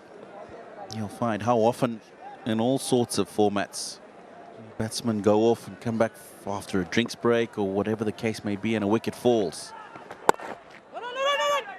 Yes, Craigie. In the meantime, 50 partnership is up between Tanzir Hassan and Nazmul Hussain Shanto. That early fall of the Liton Dash wicket. Come on, boy. Managed well. Quicker delivery from Raza. Still manages to squeeze a single out.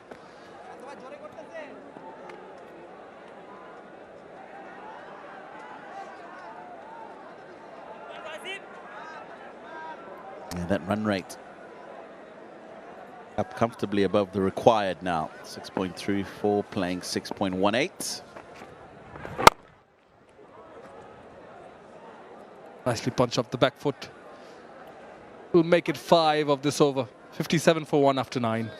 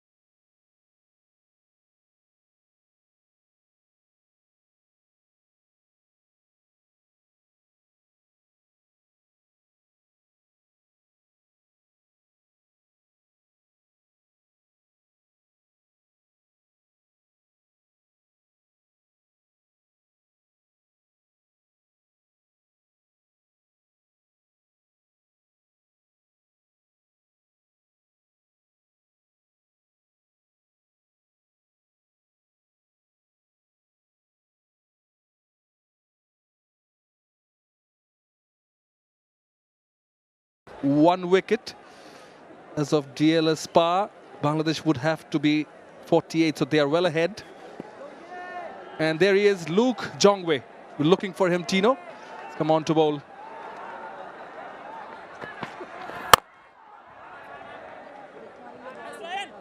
Stop, boy. Yeah, I think you'll find that Luke Jongwe will very quickly go to his variations. I say that because he doesn't have too many runs to play with in terms of runs per over. They need just about 6. He'll look to hit the seam a little bit back of a length, but other than that, he's got a wide variety of different balls. Straight to the fielder. And the change in bowling has worked. You were spot on.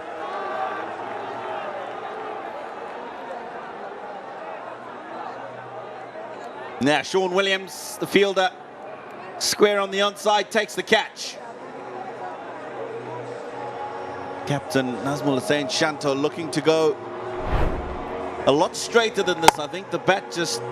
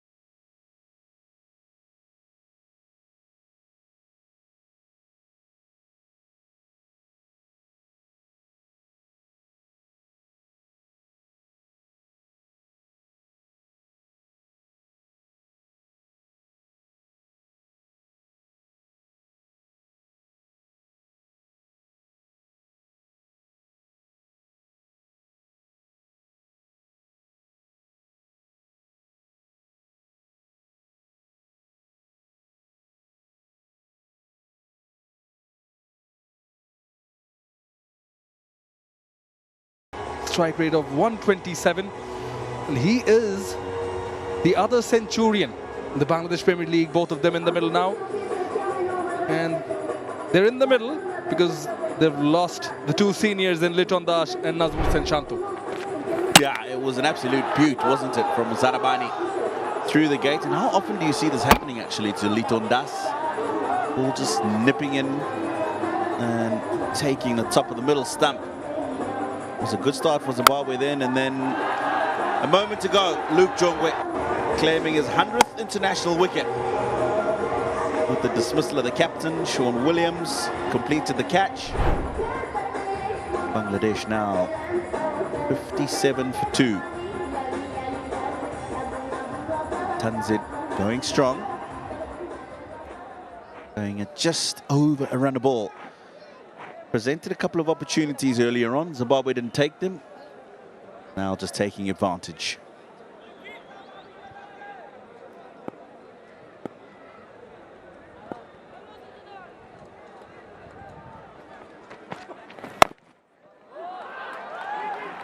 Nicely opens his account to Tawhid Ridoy.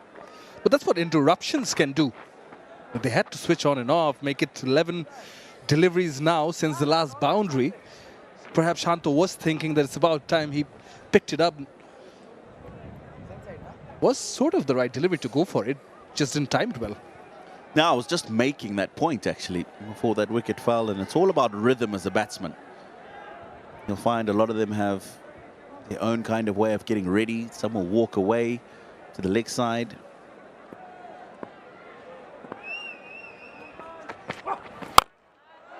Comes down the wicket.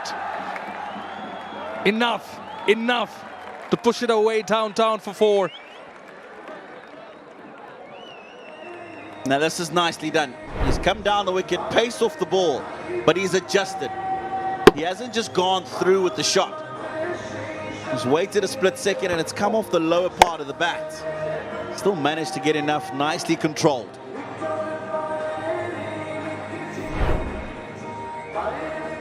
Well adjusted. Apart from those 2 lapses in the middle of the innings for Tanzir Hassan, it's looked pretty good.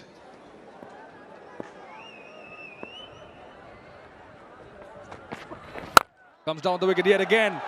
Just up and away from the fielder at mid-off. Back-to-back boundaries for Tanzid.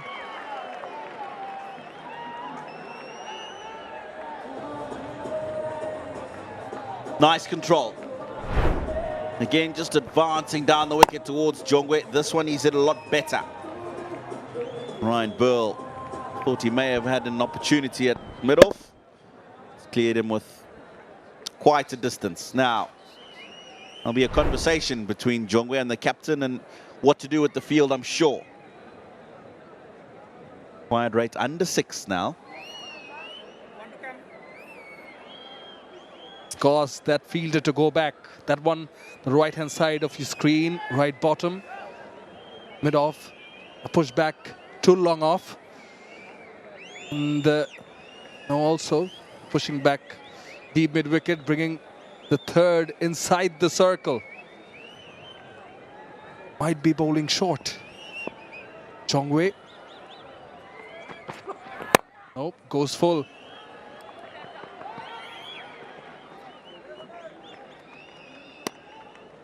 Good over nonetheless. Wicket and 10 runs off it. 67 for 2 after.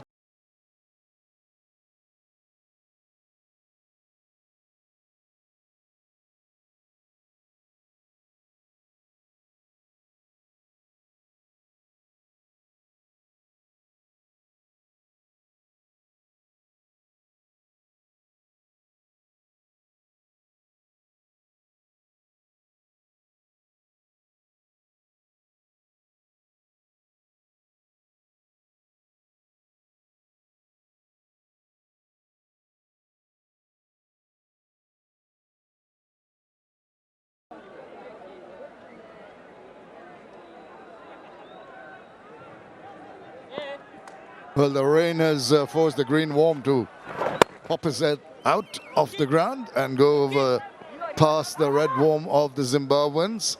And Bangladesh cruising along at the moment despite losing a wicket. Worried looks from the skippers on this skipper's face, understandably. Bowling his fourth over, gone for 20. Desperately looking to get another quick wicket to stem the flow of runs that's picked up in this partnership. 11 of the 5 bowls they faced together. But Zimbabwe desperately need to get another one quickly. Just underneath that one, past the diving fielder, gets a single. Good evening, HD. Good evening, Shamim. Just glancing out here, is this the future of Bangladesh T20 cricket? Tanzid and Tawad, both exciting young batters. They only know one way: attack. Particularly Tawhid. Oh, that's tonked away right over the top. No one's going to stop that. Sweet timing and 4 runs. Took him a little bit of time, Tanzid, just to get a feeling of what was happening out there, and the rain break certainly didn't help, but he's found his rhythm now. A couple of boundaries in the previous over. This is a lovely stroke. You're right over the top. Cut forward, got the pitch of the ball. Lovely flourish. Chops that away nicely past the infield. Another 4 runs. The runs are flowing here. Looking rather ominous for Zimbabwe. One away from a half century here on T20 international debut for Tanzid. If these two are at the crease in the 15th over, this game will be over.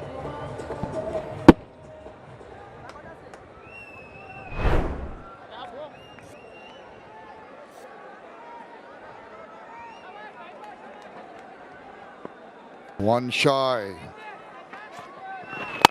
And he gets the run that takes him to his maiden T20 international 50. Very well played, young man. The future of Bangladesh cricket are on view. Lovely. On debut, a half century.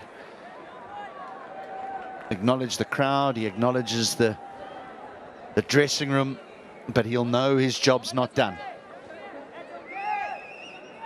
Absolutely, that's what he's got to tell himself. But the luxury now with Tawhid Ridai, as I mentioned, he's going to try and take advantage. There was just an opportunity maybe to get to that ball and catch it, but despite that desperate attempt, just did not work out. 11 overs done. It's 79 for 2.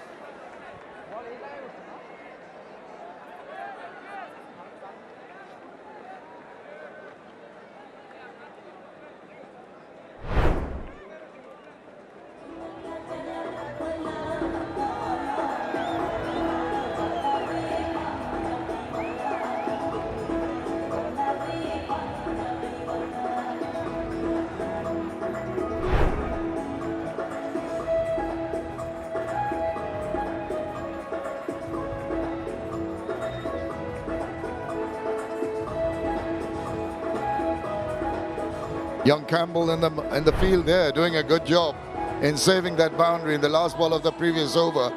Had to cover a bit of ground. Maybe not as sweetly timed as you'd want.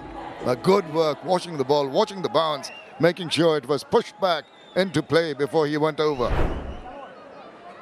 Substitute fielder, Jonathan Campbell, son of former Zimbabwe captain Alistair Campbell. Dad will be watching closely. He'll be pretty happy with what he's seen first up. Push and run, good call, and good response from the partner.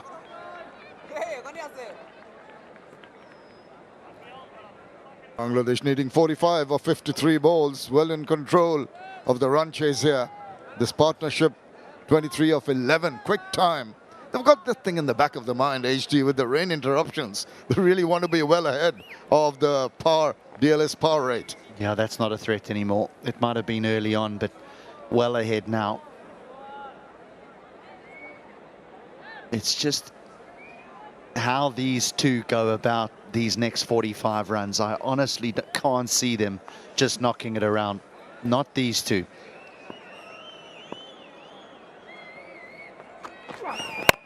Oh, just Fuller, nicely negotiated, just whips it away into the deep. And a couple of runs. Well, Tanzid Hassan Tamim has got to his 50, but he's lived a charmed life, I can tell you. Dropped twice early on in his innings. Simple catches, not a good call from the keeper. Should have been taken by the keeper. And then one straight in and out from the skipper. And then he made the Zimbabweans pay for their dropped catches. Really squandered those opportunities, the Zimbabweans. They're having to pay a price for that. Moved on to 52 of 37, looking very confident. Back live, smashes it over the top. 4 more runs. Gotta love it. Got to love it. The foot is firmly down here. Tanzid wants this ended and ended quickly. He's played a number of these flat bat shots already this evening. He just stands and at the top of the bounce. It's almost like a forehand down the line.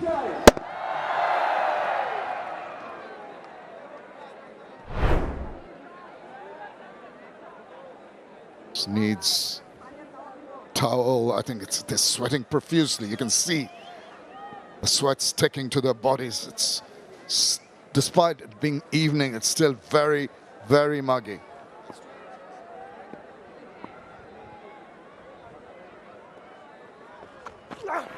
Again shot now. This is up in the air. Keeper's calling for it. He should be getting to it. Oh, goodness gracious. They've dropped another one. Gumbi, 3rd time. Oh dear, oh dear.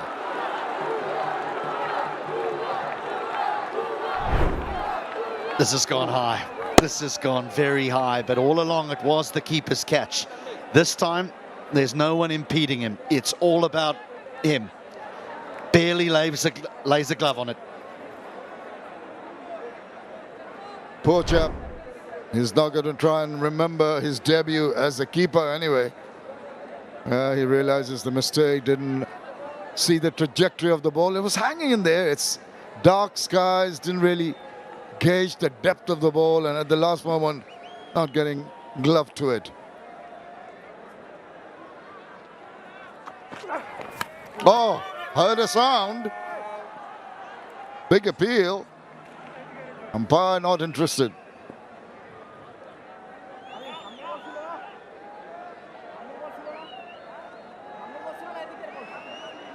Both keeper and bowler seemed interested in this appeal. Both went up.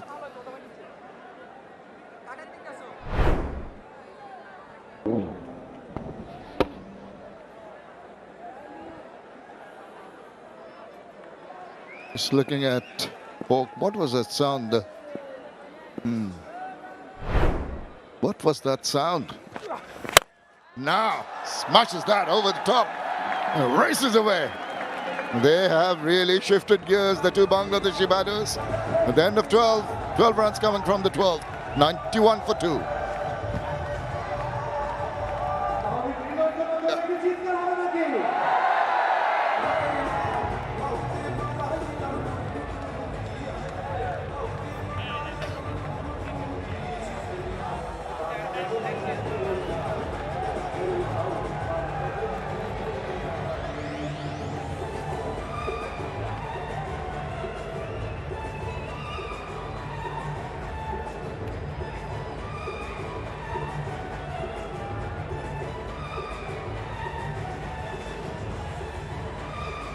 Bangladesh getting closer and closer. 34 needed of 48 balls.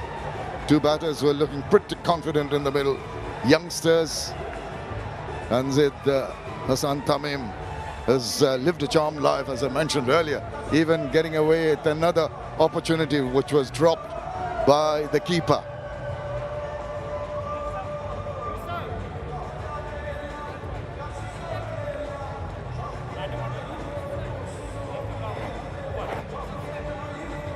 Tanzid is the 3rd Bangladeshi after Junaid Siddiqui and the 2nd Bangladeshi.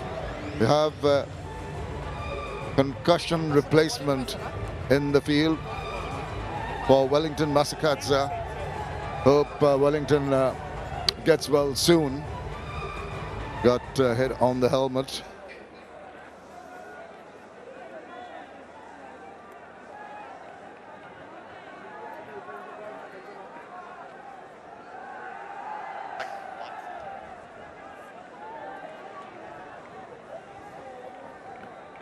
Ainsley Ndlovu, 3 wickets in his T20 international career.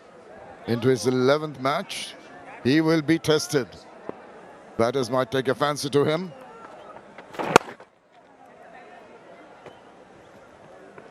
Ndlovu is he's replaced Wellington Mazakatsa, who has been withdrawn from the match because of concussion. That would have been a late onset concussion after he got struck on the helmet when he was batting. And so a like-for-like replacement. Ndlovu, left arm spin. It's an opportunity to make a name for himself. Oh, drag that, gets the inside part of the bat. Lucky, could have gone anywhere from the inside edge.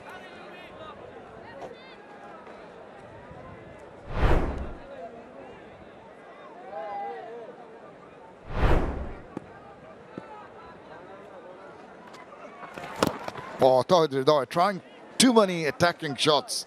I think it's a wise option. Just a new guy coming in. You have not seen him bowl, possibly. Definitely hasn't faced him. So take a bit of time. Have a look. Last 3 balls, that's better. You should play to the merit of the ball. You don't have to hit them very hard.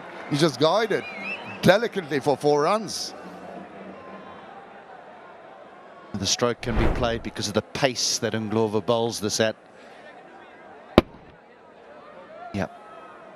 Uses the pace beautifully. He's got a deft touch in addition to his power hitting. That's what you need in a good batter, is to play according to the requirements in the middle. Sometimes you can get a little too cocky, a little too overconfident.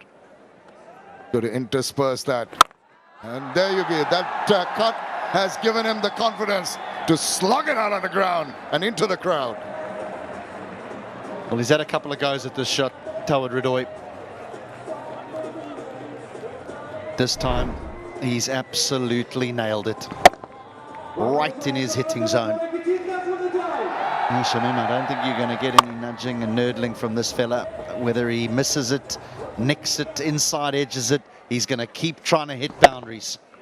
Oh, yes, that's what's so refreshing about him. And this is the ideal platform now. If the bowler's under pressure, he plays it wide of the 2 fielders. Good effort. Maybe they're going to have a boundary check on that one. But again, commitment shown in the deep.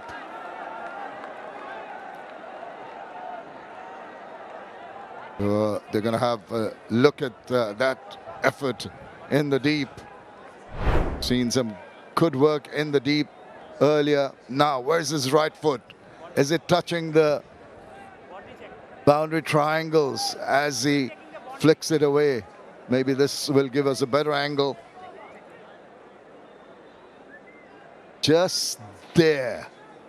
I think when he touches the ball, is his right foot touching that the advertising triangles there. It's a tough call for the 3rd umpire.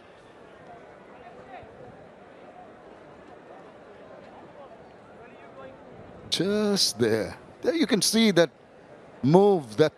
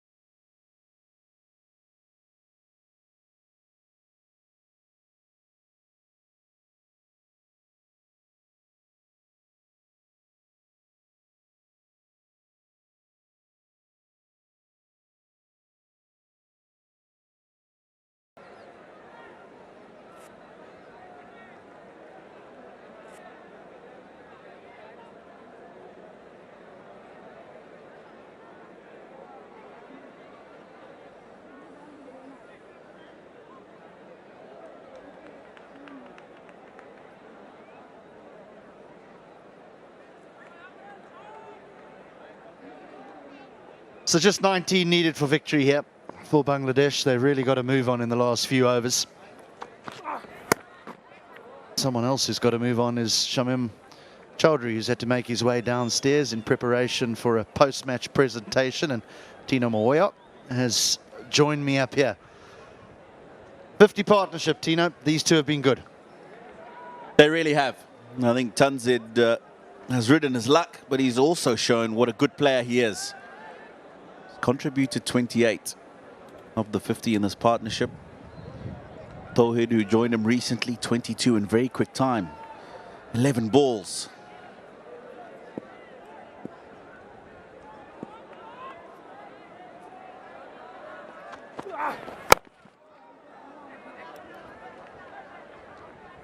Garava brought back on here to finish his spell. His opening 3 overs were really good, the left armour. Zahur was also impressive.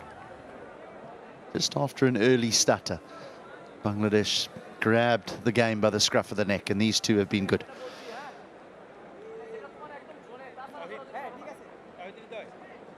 Bennett just giving the 1 over. Jongwa as well. And knwKP as a replacement for Mazakatsa.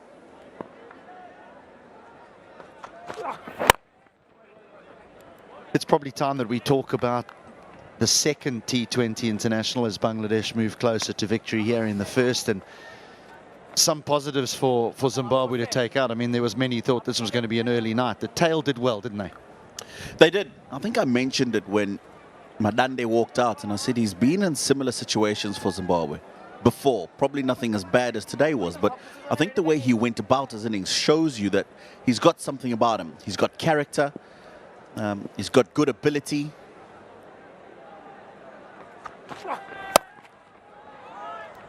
He talked earlier about the Africa Games team that won. He captained that side and led from the front. So he's definitely a positive coming out of today. And you'll just think for Zimbabwe, if they hadn't lost so many wickets in the cluster early on, then where could they have got in terms of the score today? You've just mentioned how well he bowled. Ngarawa today, his opening bowling partner wasn't too bad, Mzarabani, until he got a little bit of stick. So there is bits and pieces, as you're saying. We didn't see any contributions from the senior players. We'll expect that in that next match.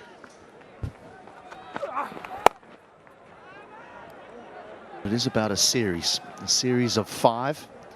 3 T20 internationals to be played here in Chattogram before they move to Dhaka, Mirpur, where the final 2 will be played. And yeah, I don't think we're going to go through a whole series where the big boys don't contribute. The likes of Sikandar Raza, who've been so impressive over the last couple of years. A break tomorrow, then the 5th of May we've got the 2nd, then another day break before the final one here in Chattogram, and then the heat of Mirpur. I was there for a day and didn't want to stay any longer. That's how hot it was.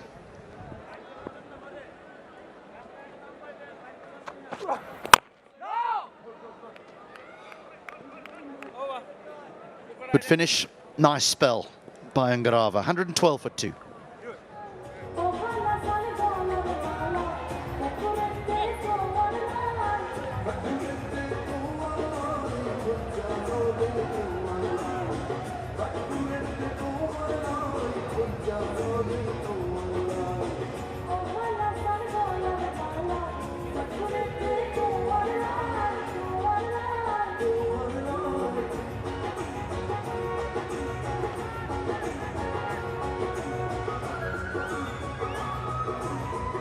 Been set up really by the Bangladesh bowlers. Tuscan Ahmed 3 for 14, ciphered in on his return. The all-rounder 3 for 15.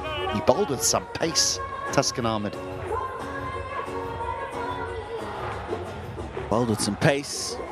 Looks like he's trimmed up even more from the last time I saw him in international cricket, and he's done an outstanding job with ball in hand once again. Zarabani will come back into the attack. I'm just talking about the senior players in the Zimbabwean side, and of course how important it is for them to just drag along these youngsters who are coming through. Now, one thing that's outstanding, and I suppose Zimbabwe would like to work on those younger players. Picked away, gone for 4. 2 men back on the leg side. Gets it right in between the both of them. In amongst all the power and the inventiveness, Radoy still has authentic cricket strokes to his game in T20. He's a lovely player, a sweet timer of the ball.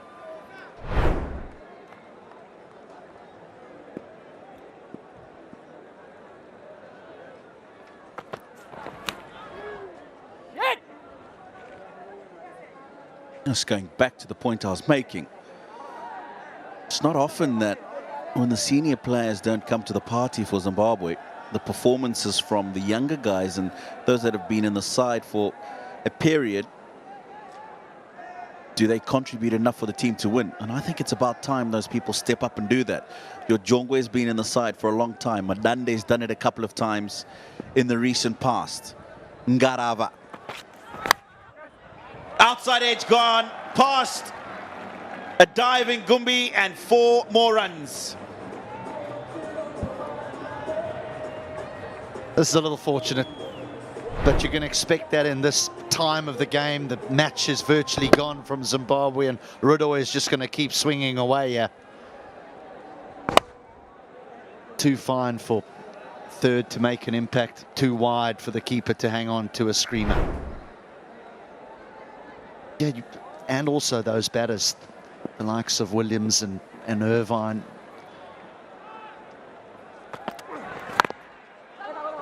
I know you're talking about some players who they've been in for a while and now you want to see them winning games. I don't think it's very often, particularly with the Zimbabwean side, where you see the likes of all those batters not contribute at all. You know, so I actually think from a coaching perspective, there is quite a few positives to take out of it, because it was a dire situation, and I think they were bailed out by a lot of inexperienced players. I know Menande's played a little bit, but not as much as the likes of Secunda Raza and Williams and Irvine. Yeah, and I used the word character to describe how he went about his innings today, but he's done that several times. Won the game for Zimbabwe in one of the close finishes in the T20s. Second one in Sri Lanka in January. He did it against the Netherlands in Harare towards the end of a one-day international match a few months ago. Did the same against Ireland as well in a one-day game to close off, needing 30 off 22 balls or something, and was instrumental in that partnership that got Zimbabwe over the line. So he certainly got it, Madande.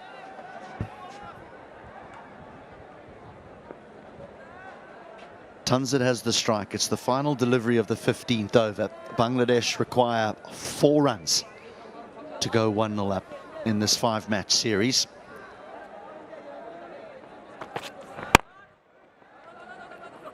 He'll keep the strike, but it won't be the runs to earn them the victory just yet. That's 15 overs gone, 122 for 2.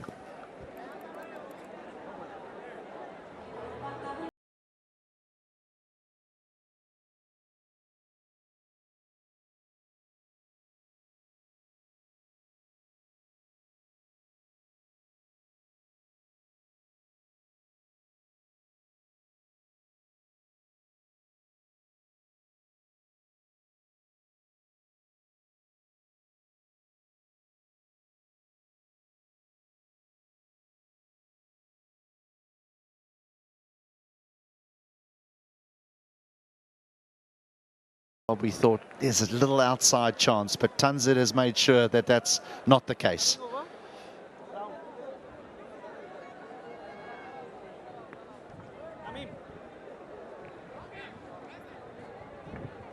Zimbabwe will come back better. There's no doubt about that. They've got some wonderful performers who've performed at the very highest level on the biggest stages. Today hasn't been their night.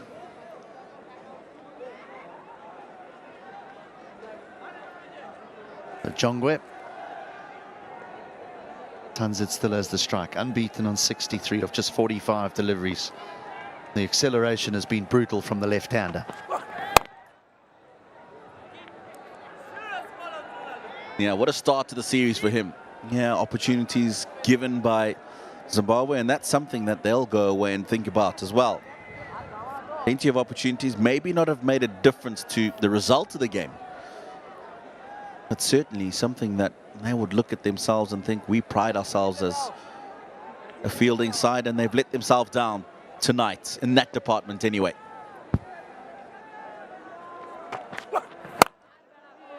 That'll be it. A boundary to finish the match. And coming off the bat of Tanzid, on debut, he ends unbeaten on 67. A wonderful innings, a comprehensive victory for the hosts. Yeah, they had their hearts in their mouths for a little while at the beginning of this batting chase. But in the end, their quality showing. Tanzid, outstanding. 47 balls, 67. Batted throughout the innings and controlled it. Support right at the end from Tauhid, his 33 in just 18 balls. Ngarawa, outstanding once again for Zimbabwe with ball in hand. Nothing in the wickets column, just 24 on the 4 overs that he bowled. Madande was the one who put together a partnership with Masakadza, 75. That gave Zimbabwe a fighting chance.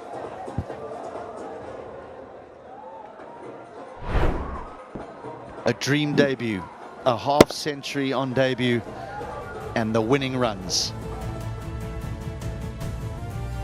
Tanzid Hassan Tamim. He has certainly thrown his name in the hat this evening to get on the aircraft to the United States to represent Bangladesh at the T20 World Cup. A victory for Bangladesh by 8 wickets. Zimbabwe will return bigger and better for that second T20 international that will be here at the same venue on Sunday. For the captain, Shanto, he'll be very happy with the way that his charges performed, with ball in hand at the beginning and then the middle order taking them home. Now the two seamers were really good. Saifuddin coming back into the side after a lengthy exit. 4 for 14 for him, 3 for 14, I beg your pardon. But wonderful contribution from him, along with Taskin Ahmed's 3 wickets as well, making sure that Bangladesh close off this first T20 international in Chattogram by 8 wickets.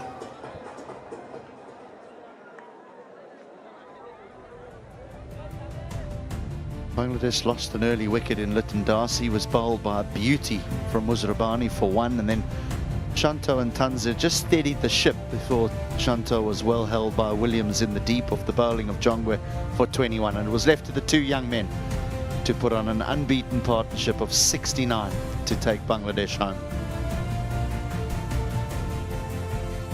Yeah, Ngarawa, you would expect that. None for 24 in his 4 overs. Mzarabani started off well, got the 1 wicket, but then was expensive. 31 in his 4 overs, and the other to get the wicket, Luke Jongwe in his first over.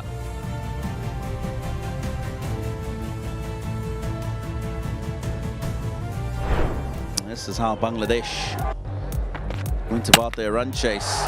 Didn't start too well.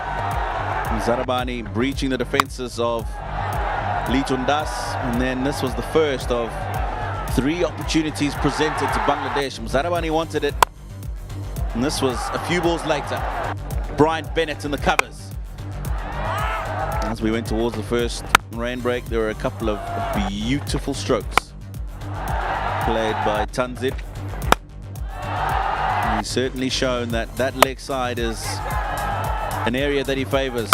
Captain Shanto joined him until this happened. Jongwe coming into the attack and Sean Williams affecting the catch. And a couple of really nice boundaries towards the end just to close off the innings for Bangladesh. It was a valiant effort on the deep mid-wicket boundary. But Tanzid just kept piling on the runs. Gave another opportunity, difficult chance for Gumbi.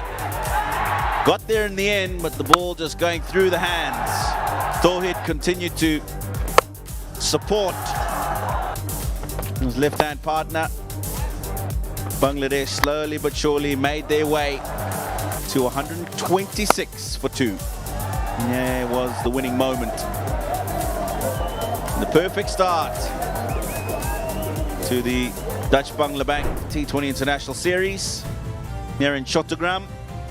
And that's the story of the day. Zimbabwe put into bat first, in trouble at one stage, 41 for 7.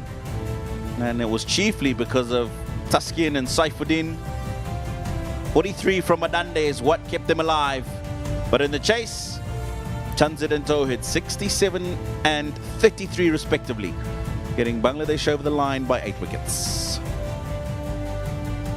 Right, we're going to take a break. Don't go away, because we're going to be back very soon with the post-match presentation.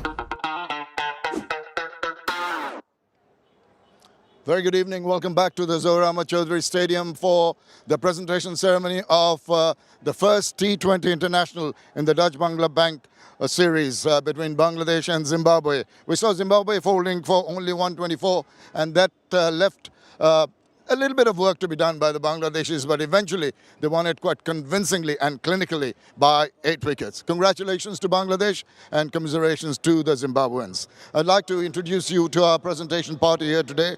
Mr. AJM Nasiruddin, Director BCB and Chairman of the Disciplinary Committee of the BCB is here.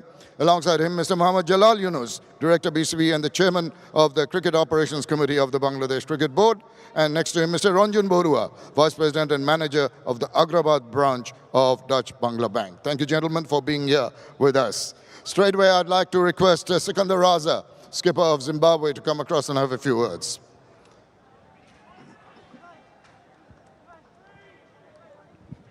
Sikandar, not the best of days for your team, particularly the fact that the seniors really who needed to put up their hands really faltered today.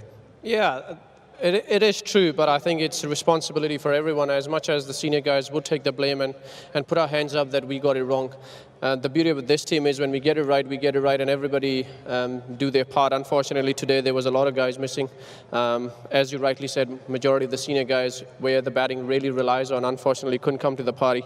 But yeah, listen, we take those harsh lessons with us. It's just one game, and we learn, and we're not really proud of the fact that we don't start our tour as well, but inshallah we try and get the things right and come back better. Yeah, absolutely. I'm sure you'll make that effort. You're a much better team than what you managed to produce today, but you must take your hats off to the two players who brought you back into the game, gave you some runs to play with. 75 runs partnership between Clive Mandan and Wellington Massacres. Yeah, Wellington and Clive really did well. We take a lot of pride in still try and play that aggressive brand of cricket, and I thought Clive and Wellington did that most of the innings. Unfortunately, we allow them to play a role that's not their role, and that's the role of the middle order and the top order. Again, a lot of wrongs that went at the start of the order, at the top of the order, and inshallah, if we get that right, I'm very confident that Clive and Wellington would even do better for Zimbabwe. Yeah, you're always looking at positives from a game, despite losing this one.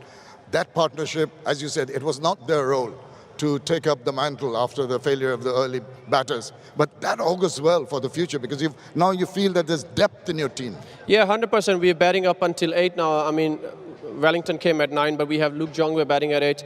So there's a lot of good performances. All those 8 batters have put in the past as well. All we need is maybe 4 or 5 or 3 or 4 guys every game to have that good partnership, good runs under their belt every game, so that we can always end up on 180, 190 and things like that. And when Bangladesh batted, you really needed to get quick wickets. Got one, but really couldn't follow up. Little work to be done with the catching, I suppose. Yeah. We've got floodlights at Harare Sports Club, so we have our training sessions under lights as well. Lights is something that we really need to get used to. Unfortunately, we do not get a lot of games, but having said that, we've had a lot of sessions under light in Harare, and we had one yesterday as well.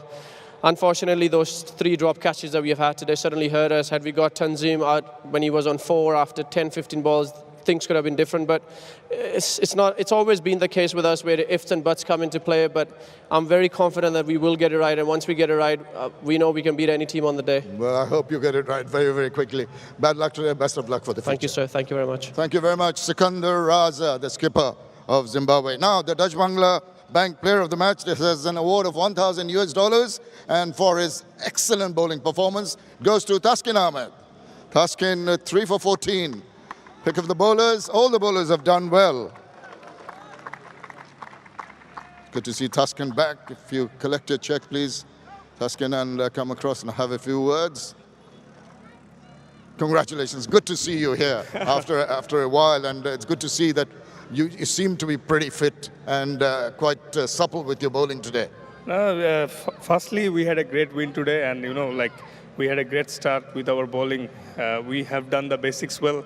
That's why we got the reward, and everyone trained really hard last few weeks, and we're getting those results. Yeah, absolutely. That's a very crucial point, that the training was very serious, very severe, and it has paid off. It was very hot and muggy, not easiest for the bowlers. And the support you got from Saifuddin, from Mehdi Hassan was, it feels a little more comfortable, doesn't it, to bowl? Yeah, each and everyone working really hard to improve themselves, and giving their 110% in the training. So I think that's why we had a good match today, and looking forward to do well in future as well. And we always ask you about how comfortable you are with your fitness. Today you didn't seem to be bothered at all. No, just doing the basics well. Well, you're feeling comfortable, you're playing well, bowling well. Well done, and best of luck for the future. Thank you very much. Thank you very much. That's Taskin Ahmed, the Dutch Bangla Bank Player of the Match. Now, the winning captain, Najmul Hussain Shanto, please. Captain of Bangladesh.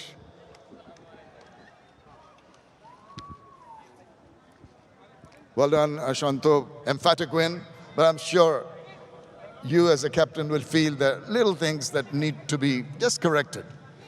I think everyone played very well today. That's what I feel. The way Taskin, Sheikh Mehdi, all the bowlers start today. I'm really happy. But still, always there is a learning stage. So maybe we can learn this match and come back next match again. Yeah, emphatic from the youngster Tamim coming in and getting a 50 in his first T20 international.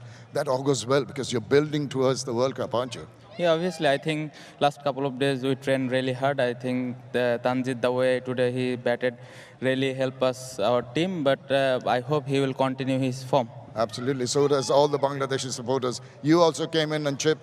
Rain intervals always disrupt the momentum of batters. That was evident. Twice you're disturbed. You had to go back and come in. How much of an effect does it have on a batter's mind when you're having to go back and come back and restart the innings? Yeah, it's difficult, but we can't control and we can't think about raining, all those things, because we couldn't control all those things. But we can control our processes. That's why we tried. And once you're comfortable, Tawhid Ridoy and Tamim really got things started and finished the game pretty quickly. Yes, I think Tawhid batted really well, and on this wicket he shows a lot of character. Especially, I'm really happy for Tamim because he finished the innings. Shanto, well done today. Best of luck for the future. Thank you, thank you. Thank you very much. That concludes the presentation.